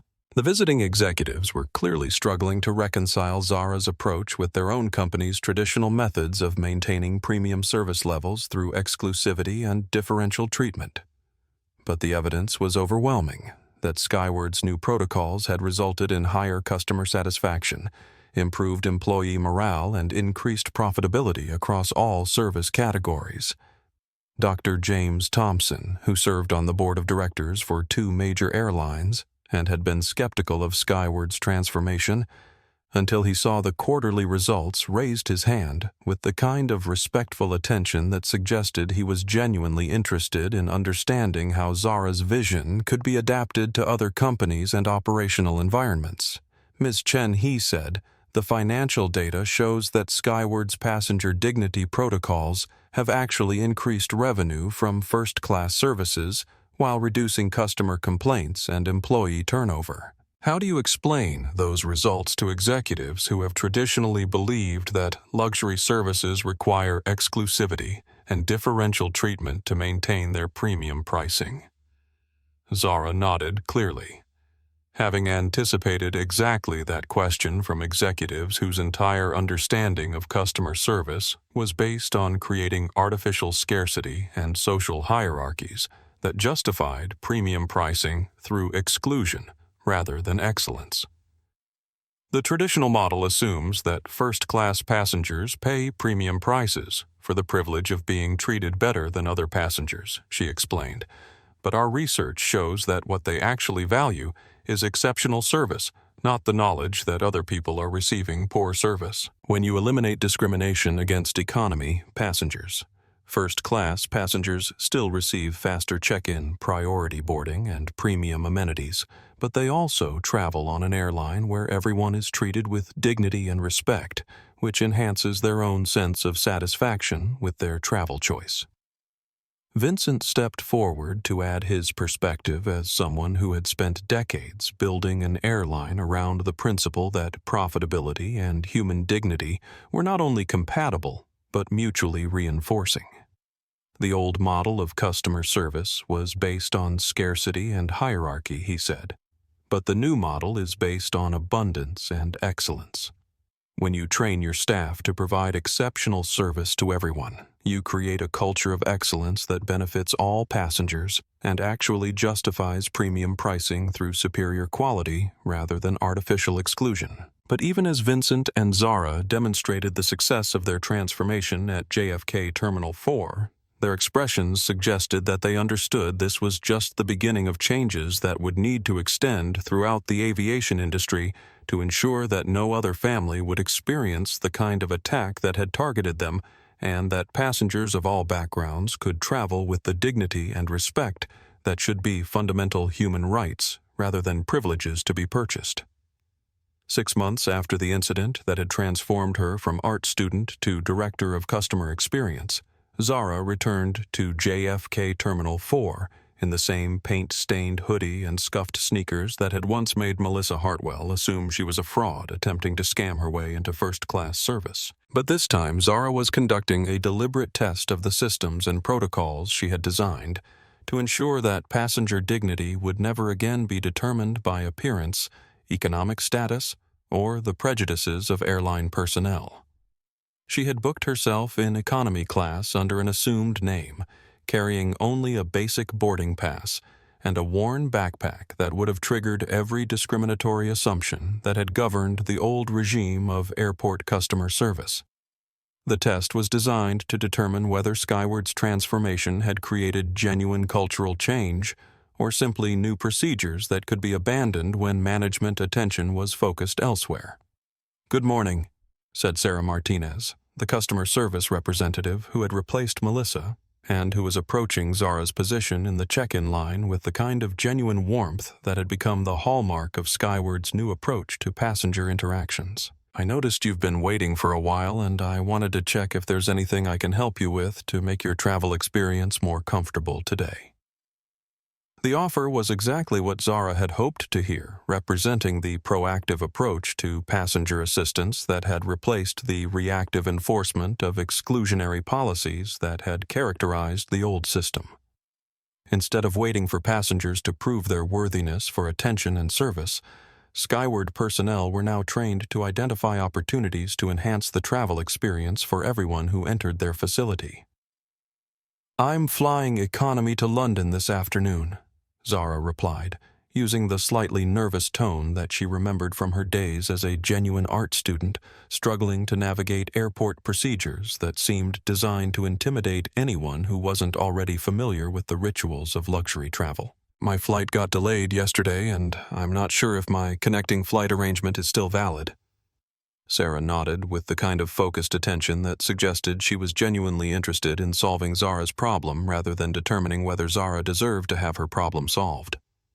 "Let me check your reservation and see what options we have," she said, leading Zara to one of the curved service stations that had replaced the intimidating mahogany fortress where Melissa had once presided over the territorial borders of first-class exclusivity. The interaction proceeded exactly as Zara had designed it to work, with Sarah accessing the reservation system and immediately identifying several options for ensuring that Zara's travel plans would be successfully completed despite the delay that had complicated her itinerary. The process was efficient-friendly and focused entirely on problem-solving, rather than on evaluating Zara's worthiness for assistance based on her appearance or economic status. "I can confirm your London connection and upgrade your seat assignment to provide extra legroom at no additional charge," Sarah explained, since the delay was our responsibility, and we want to ensure your travel experience meets your expectations. I can also provide you with meal vouchers for the airport restaurants and access to our passenger lounge area if you need a quiet space to rest or work during your extended layover. The offer represented exactly the kind of proactive customer service that Zara had envisioned when she designed the new protocols, providing genuine value and attention to passengers regardless of their ticket category or economic circumstances. The fact that Sarah was offering premium amenities to an economy passenger based on service recovery principles rather than revenue optimization demonstrated that the cultural transformation had taken root in ways that went beyond simple policy compliance. "That's incredibly helpful," Zara said, genuinely impressed by the extent to which her theoretical framework had been successfully implemented by staff members who understood that their primary responsibility was to enhance passenger satisfaction rather than to protect company resources from unworthy demands. I was worried about missing my connection and having to pay for rebooking fees. Sarah smiled with the kind of satisfaction that came from being able to solve passenger problems rather than create them. "That's exactly why we're here," she said. "Air travel can be stressful enough without having to worry about additional complications that are beyond your control. Our goal is to make sure that every passenger feels supported and valued regardless of what challenges they might encounter during their journey." As Zara completed her check-in process and moved toward the security checkpoint, she reflected on the profound changes that had transformed Terminal 4 from a site of humiliation and discrimination into a space where human dignity was protected and enhanced through thoughtful design and compassionate service. The physical transformation was impressive, but the cultural shift represented something even more significant, proof that institutional change was possible when leadership committed to principles of equity and respect rather than hierarchy and exclusion. Vincent was waiting for her at the departure gate, having monitored her test of the new system through discreet observation and communication with airport management. His expression suggested that he was satisfied with the results, but also understood that maintaining cultural change would require ongoing attention and reinforcement to prevent regression to the old patterns of discrimination and exclusion. "How did it go?" he asked, though his tone suggested that he had already observed enough to know that the test had confirmed the success of their transformation efforts. "Better than I hoped," Zara replied, settling into one of the comfortable chairs that had replaced the harsh plastic seating of the old terminal design. "Sarah offered me the kind of assistance and accommodation that would have been unthinkable under the old system, and she did it with genuine enthusiasm rather than reluctant compliance with policy requirements." Vincent nodded with the kind of quiet satisfaction that came from seeing theoretical principles successfully implemented in real-world operational environments where they would affect millions of passengers over the course of many years. "The test results are important," he said, "but the real measure of our success will be whether these changes survive and spread throughout the industry or whether they remain isolated improvements that competitors ignore while continuing to operate under the old assumptions about hierarchy and exclusion."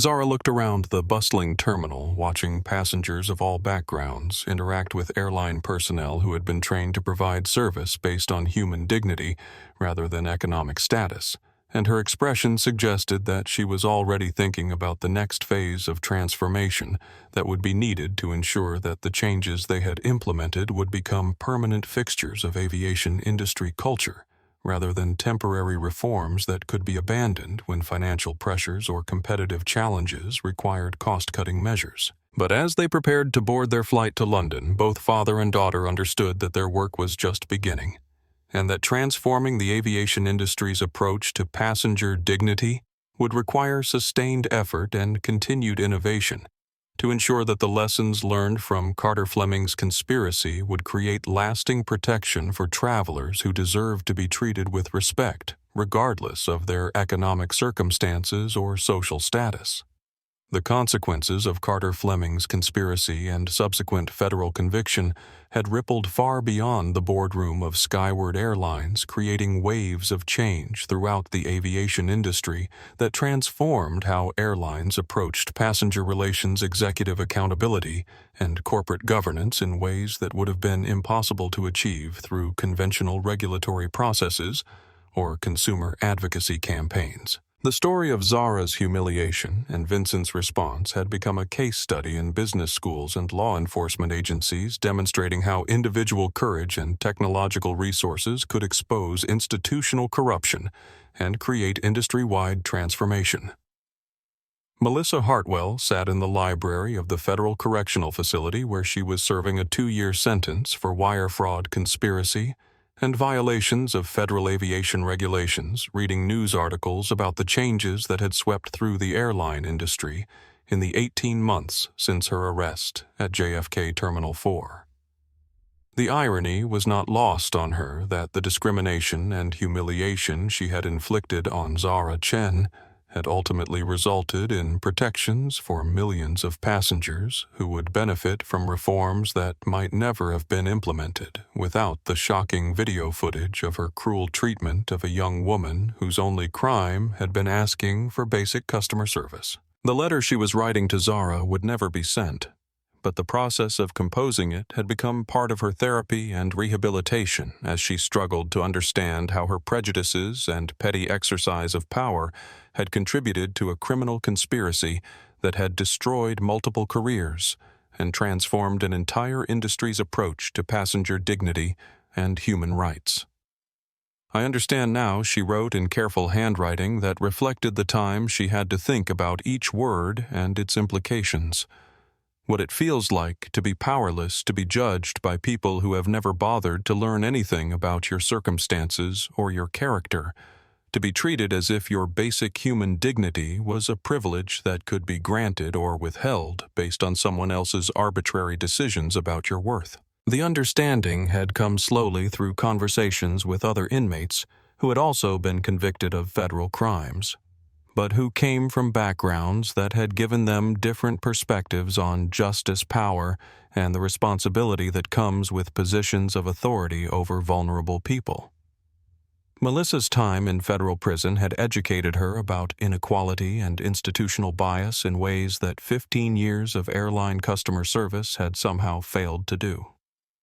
Theodore and Margaret Blackwood were experiencing their own education in powerlessness as they navigated the bankruptcy proceedings that would determine how much of their former wealth could be preserved after paying civil damages to Skyward Airlines and legal fees for the federal criminal defense that had ultimately resulted in plea agreements and suspended sentences. The luxury automobile dealerships that had provided the foundation for their social status and financial security had been sold to cover legal costs and civil judgments that reflected their role in Carter Fleming's conspiracy.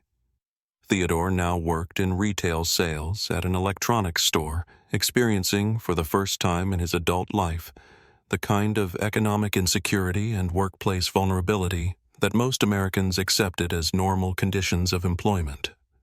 The humiliation of being supervised by people half his age and earning wages that couldn't support the lifestyle he had taken for granted was teaching him lessons about social hierarchy and human dignity that his previous wealth had insulated him from learning.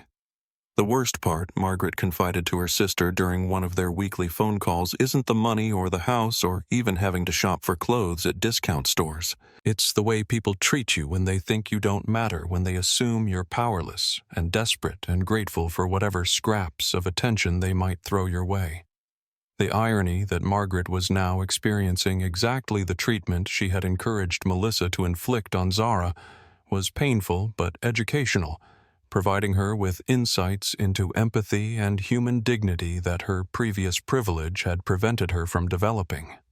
The bankruptcy proceedings had stripped away the external markers of status and success that had shaped her identity, forcing her to discover who she was when she couldn't buy respect or demand deference from people who served her needs.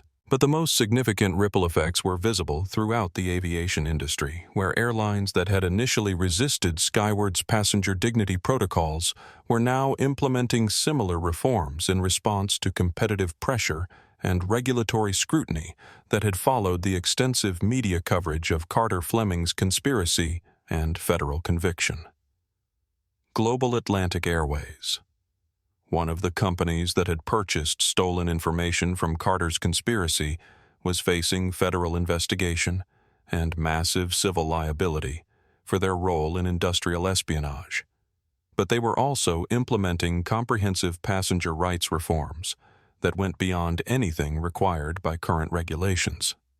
CEO Patricia Nordstrom had personally apologized to Zara and Vincent in a public ceremony that acknowledged her company's participation in criminal conspiracy and committed to supporting industry-wide transformation. The Chen incident, as it had become known in aviation industry publications and federal regulatory discussions, had created momentum for congressional legislation that would establish passenger dignity as a federal right, with criminal penalties for airline personnel who discriminated against travelers based on appearance, economic status, or other characteristics unrelated to legitimate safety and security concerns. Senator Elizabeth Warren was sponsoring the Passenger Dignity Act, which would require all airlines operating in United States airspace to implement bias detection systems, provide mandatory training on respectful customer service, and submit to regular federal audits of their passenger treatment protocols. The legislation had bipartisan support from lawmakers who recognized that airline customer service had become a symbol of broader issues about corporate accountability and institutional respect for human dignity. Dr. Angela Rodriguez, who served on the Federal Aviation Administration's Passenger Rights Committee, was using Skyward's transformation as a model for industry-wide reforms that would prevent the kind of discriminatory treatment that had been routine at airports across the country. The Chen case demonstrates that change is possible when leadership commits to principles over profits, she explained in testimony before the Senate Commerce Committee. But it also shows that voluntary reforms are insufficient to protect passengers who lack the resources and connections to defend themselves against institutional bias. The technology that Vincent had used to expose Carter's conspiracy had been adapted and expanded into commercial software that other airlines could use to monitor passenger interactions and detect patterns of discriminatory treatment before they escalated into public incidents or federal investigations. The bias detection systems developed by Skyward's technology team were being licensed to airlines worldwide, creating a new standard for passenger protection that was becoming as essential as safety equipment and security protocols. But perhaps the most important ripple effect was visible in the thousands of airline employees who had participated in training programs based on Zara's research into the psychology of customer service and human dignity. The transformation of airport personnel from enforcers of exclusionary hierarchies into facilitators of positive travel experiences was creating cultural change that extended far beyond aviation into other service industries where similar principles of respect and empathy were being implemented. The letter that Melissa would never send to Zara concluded with words that captured the fundamental lesson of the entire conspiracy and its aftermath. I learned that dignity is not something you fight for or earn through worthiness. It's something you possess as a human being, and systems must be designed to recognize and protect that dignity rather than exploit and undermine it.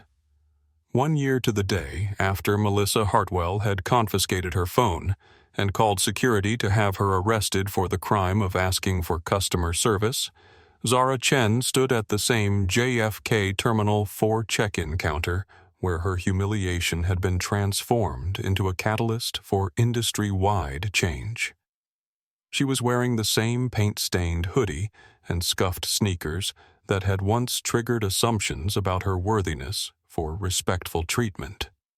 But this time she was there by choice, conducting a final assessment of the transformation that had grown from her personal trauma into institutional reform that would protect millions of future passengers. The physical space bore no resemblance to the intimidating fortress of mahogany and velvet ropes where Melissa had once presided over the arbitrary distribution of dignity and respect based on her personal prejudices and financial incentives to discriminate against passengers who didn't meet her aesthetic standards for first-class worthiness.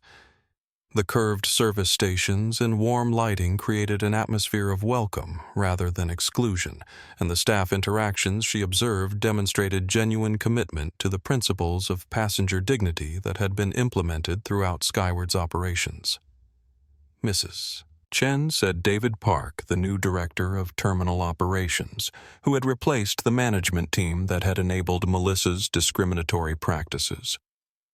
"Would you like me to arrange priority boarding for your flight this afternoon?"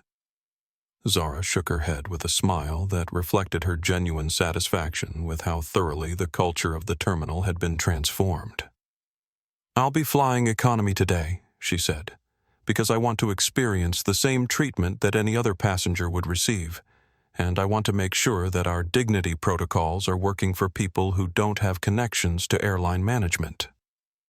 The decision to fly economy was both practical and symbolic, representing Zara's commitment to understanding the passenger experience from the perspective of people who couldn't rely on family connections or personal wealth to ensure respectful treatment when they encountered problems or challenges during their travel. Her year as Director of Customer Experience had taught her that real transformation required constant attention to the experiences of the most vulnerable passengers rather than simply improving service for people who already possessed the resources to demand accountability. Vincent was waiting for her at the departure gate, reading reports on his tablet about the expansion of Skyward's passenger dignity protocols to airlines in 12 countries that had voluntarily adopted the systems and training programs that had emerged from their response to Carter Fleming's conspiracy. His expression reflected both pride in what they had accomplished and awareness that sustaining cultural change would require ongoing commitment and innovation to prevent regression to the old patterns of discrimination and institutional bias. "The quarterly results are exceptional," he told Zara as she settled into the seat beside him with passenger satisfaction scores that exceed anything we achieved under the old system. Employee morale at historic highs and profitability that proves dignity and financial success are not just compatible, but mutually reinforcing. Zara nodded, reviewing her own notes about the implementation challenges and successes they had encountered during the year of transformation that had followed Carter's arrest and the exposure of his elaborate conspiracy against their family and their company. The data supported their theoretical framework, but she knew that numbers alone were insufficient to measure the human impact of creating systems that protected passenger dignity rather than exploiting passenger vulnerability. "The real test," she said, "is whether these changes will survive when we're no longer personally involved in overseeing every detail of implementation, and whether other airlines will maintain their commitment to passenger dignity when competitive pressures and economic challenges create incentives to reduce costs by returning to the old patterns of discrimination and exclusion." Their conversation was interrupted by an announcement that their flight to London would be delayed by 2 hours due to weather conditions, creating exactly the kind of situation that would test whether Skyward's transformation had created genuine cultural change or simply new procedures that might be abandoned when operational pressures created conflicts between efficiency and passenger care. Zara watched carefully as airline personnel responded to the delay, observing their interactions with frustrated passengers who were facing missed connections, disrupted travel plans, and the stress that always accompanied unexpected changes to carefully planned itineraries. What she saw confirmed that the training programs and cultural changes had taken root in ways that went beyond policy compliance to encompass genuine commitment to passenger dignity and problem solving. Rather than simply announcing the delay and leaving passengers to manage the consequences on their own, Skyward staff were proactively approaching affected travelers to offer rebooking assistance, meal vouchers, lounge access, and other accommodations that demonstrated genuine concern for passenger welfare rather than minimal compliance with regulatory requirements for delay compensation. "Ms. Thompson," She heard Sarah Martinez say to an elderly woman who was worried about missing her granddaughter's wedding in London, "Let me see what options we have for getting you to London on time. I can rebook you on our partner airline's flight that departs in 90 minutes, or I can confirm your seat on tomorrow morning's departure and arrange overnight accommodation at one of our partner hotels near the airport." The interaction represented exactly the kind of proactive problem-solving that Zara had envisioned when she designed the new customer service protocols, with airline personnel taking ownership of passenger problems rather than simply explaining why company policies prevented them from providing meaningful assistance. The cultural transformation had created an environment where employees were empowered and encouraged to find solutions rather than defend regulations and procedures that often served corporate interests at the expense of passenger needs. An hour later, as Zara finally boarded the delayed flight in her economy seat near the middle of the aircraft, she reflected on the journey that had brought her from art student to aviation industry reformer, and on the personal growth that had come from transforming trauma into purpose and using privilege to create protections for people who lacked the resources to defend themselves against institutional bias and corporate indifference. The flight attendant who welcomed her aboard was someone she didn't recognize, which provided her with confidence that the cultural changes had spread throughout Skyward's operations, rather than being limited to high-visibility areas where senior management might be observing interactions and evaluating compliance with new policies and procedures. "Welcome aboard," the attendant said with genuine warmth that reflected none of the artificial politeness or condescending cheerfulness that had characterized airline customer service under the old regime of hierarchical treatment and exclusionary practices. "Is there anything I can help you with to make your flight more comfortable today?" Zara settled into her economy seat with a sense of completion and continuation, understanding that her work had succeeded in creating the kind of institutional change that would outlast individual personalities and corporate leadership transitions. The systems and culture that had emerged from her year of transformation were robust enough to survive the normal pressures and challenges of business operations while remaining flexible enough to adapt and improve based on passenger feedback and operational experience. But as the aircraft taxied toward the runway and prepared for takeoff, Zara's expression suggested that she was already thinking about the next phase of her career and the broader challenges of ensuring that human dignity remained protected and enhanced in a world where technology and corporate power were creating new opportunities for both liberation and oppression. The auditorium at Georgetown University's McDonough School of Business was filled to capacity with aviation industry executives, federal regulators, passenger advocacy representatives, and business school students who had come to hear Zara Chen deliver the keynote address at the International Conference on Airline Passenger Rights, an annual gathering that had become the premier forum for discussing the intersection of corporate responsibility, customer service excellence, and human dignity in commercial aviation. 18 months after the incident that had transformed her from art student to industry reformer, Zara had become one of the most influential voices in the ongoing transformation of airline passenger services, with her research and practical innovations being studied and implemented by carriers across 6 continents. But as she approached the podium, where she would address an audience whose decisions would affect millions of travelers, her expression reflected both the confidence that came from proven success and the humility that came from understanding how much work remained to be done. 18 months ago, Zara began her voice carrying clearly through the auditorium's sound system to reach not just the assembled audience, but also the thousands of people who were live streaming the conference through social media platforms that would ensure her words reached a global audience. "I was humiliated at JFK Airport by airline personnel who decided that my appearance and economic status made me unworthy of basic human respect and customer service." The opening statement created immediate attention and silence, as everyone present understood that they were about to hear first-hand testimony from someone whose personal experience had become a symbol of institutional bias and corporate indifference to passenger dignity throughout the aviation industry. But what I learned from that experience, Zara continued, is that humiliation can become transformation when it's channeled into purpose, and that personal trauma can become institutional change when it's supported by leadership that's committed to principles over profits and human dignity over arbitrary hierarchies.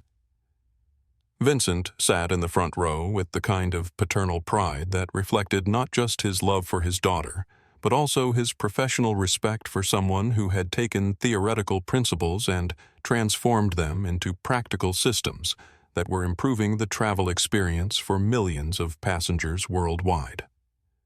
The changes we've implemented at Skyward Airlines, Zara explained, prove that passenger dignity and corporate profitability are not competing priorities, but mutually reinforcing values that create sustainable competitive advantages for companies that are willing to invest in cultural transformation rather than simply policy compliance.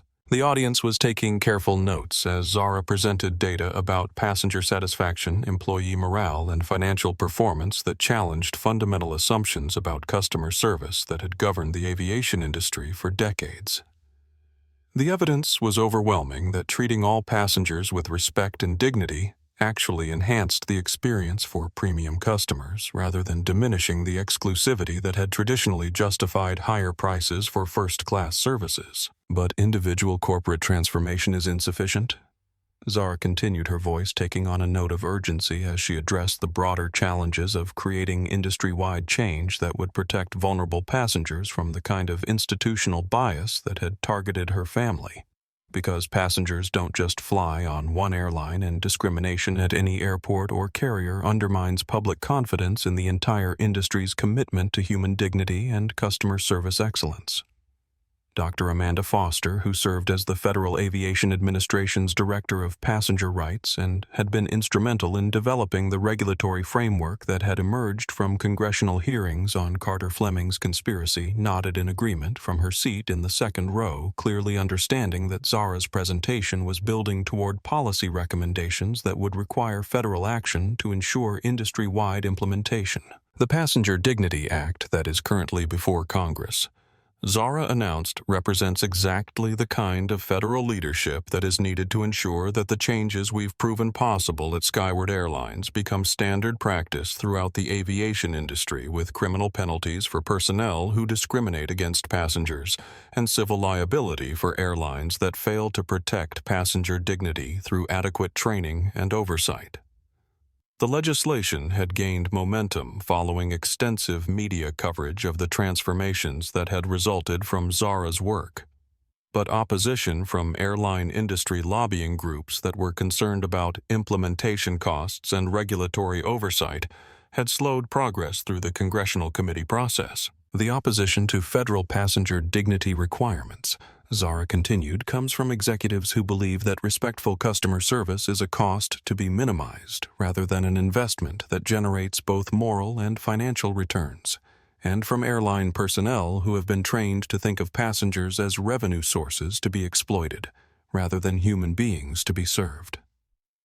Senator Maria Rodriguez, who was sponsoring the Passenger Dignity Act in the Senate, had traveled from Washington to attend Zara's presentation and was clearly using the conference as an opportunity to build support for legislation that had become a symbol of broader efforts to ensure corporate accountability and consumer protection in industries where individual passengers lacked the resources to defend themselves against institutional bias and discriminatory treatment. Mrs. Chen's research and practical experience, Senator Rodriguez announced when she was invited to respond to Zara's presentation, demonstrate that federal legislation is both necessary and feasible, and that the economic arguments against passenger dignity requirements are based on outdated assumptions about customer service that ignore the competitive advantages that come from treating all customers with respect, regardless of their economic circumstances.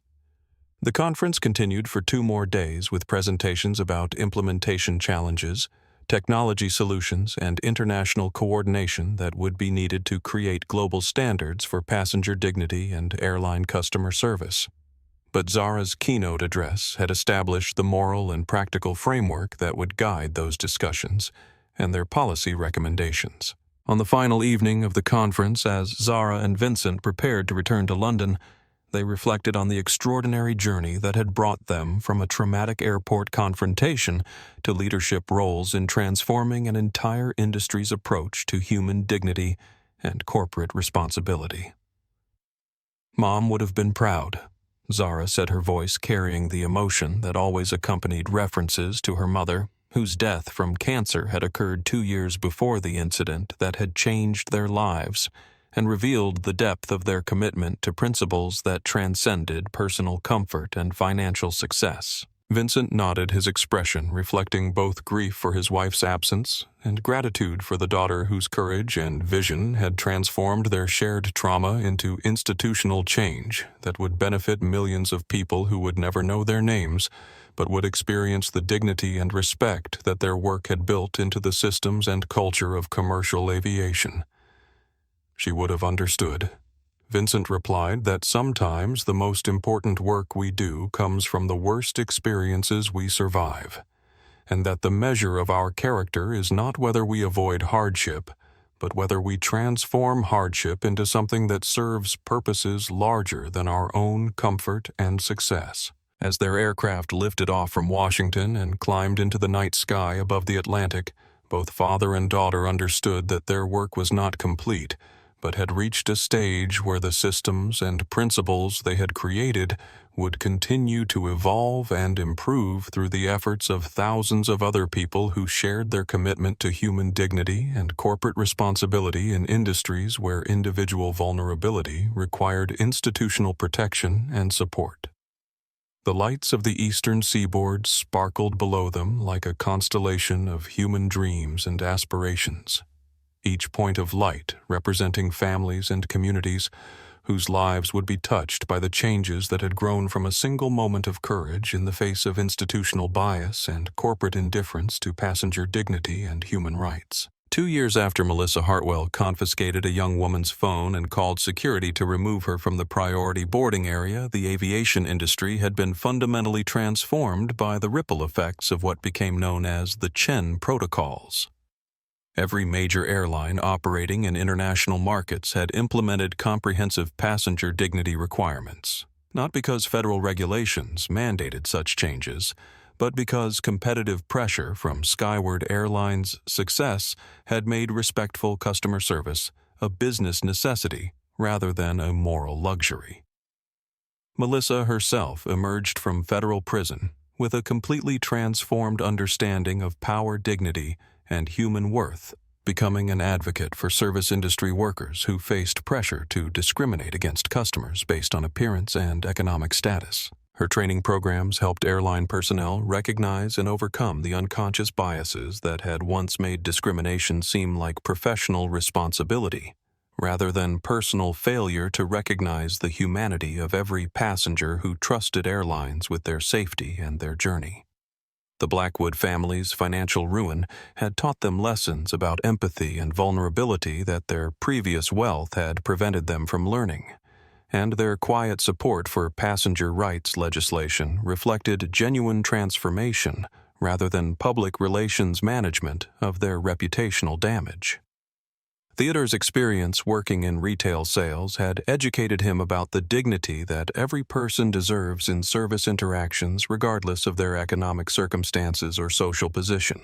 Carter Fleming's federal conviction had sent a clear message throughout corporate America that executives who betrayed fiduciary responsibilities and orchestrated criminal conspiracies would face consequences that extended far beyond simply losing their jobs and their reputations.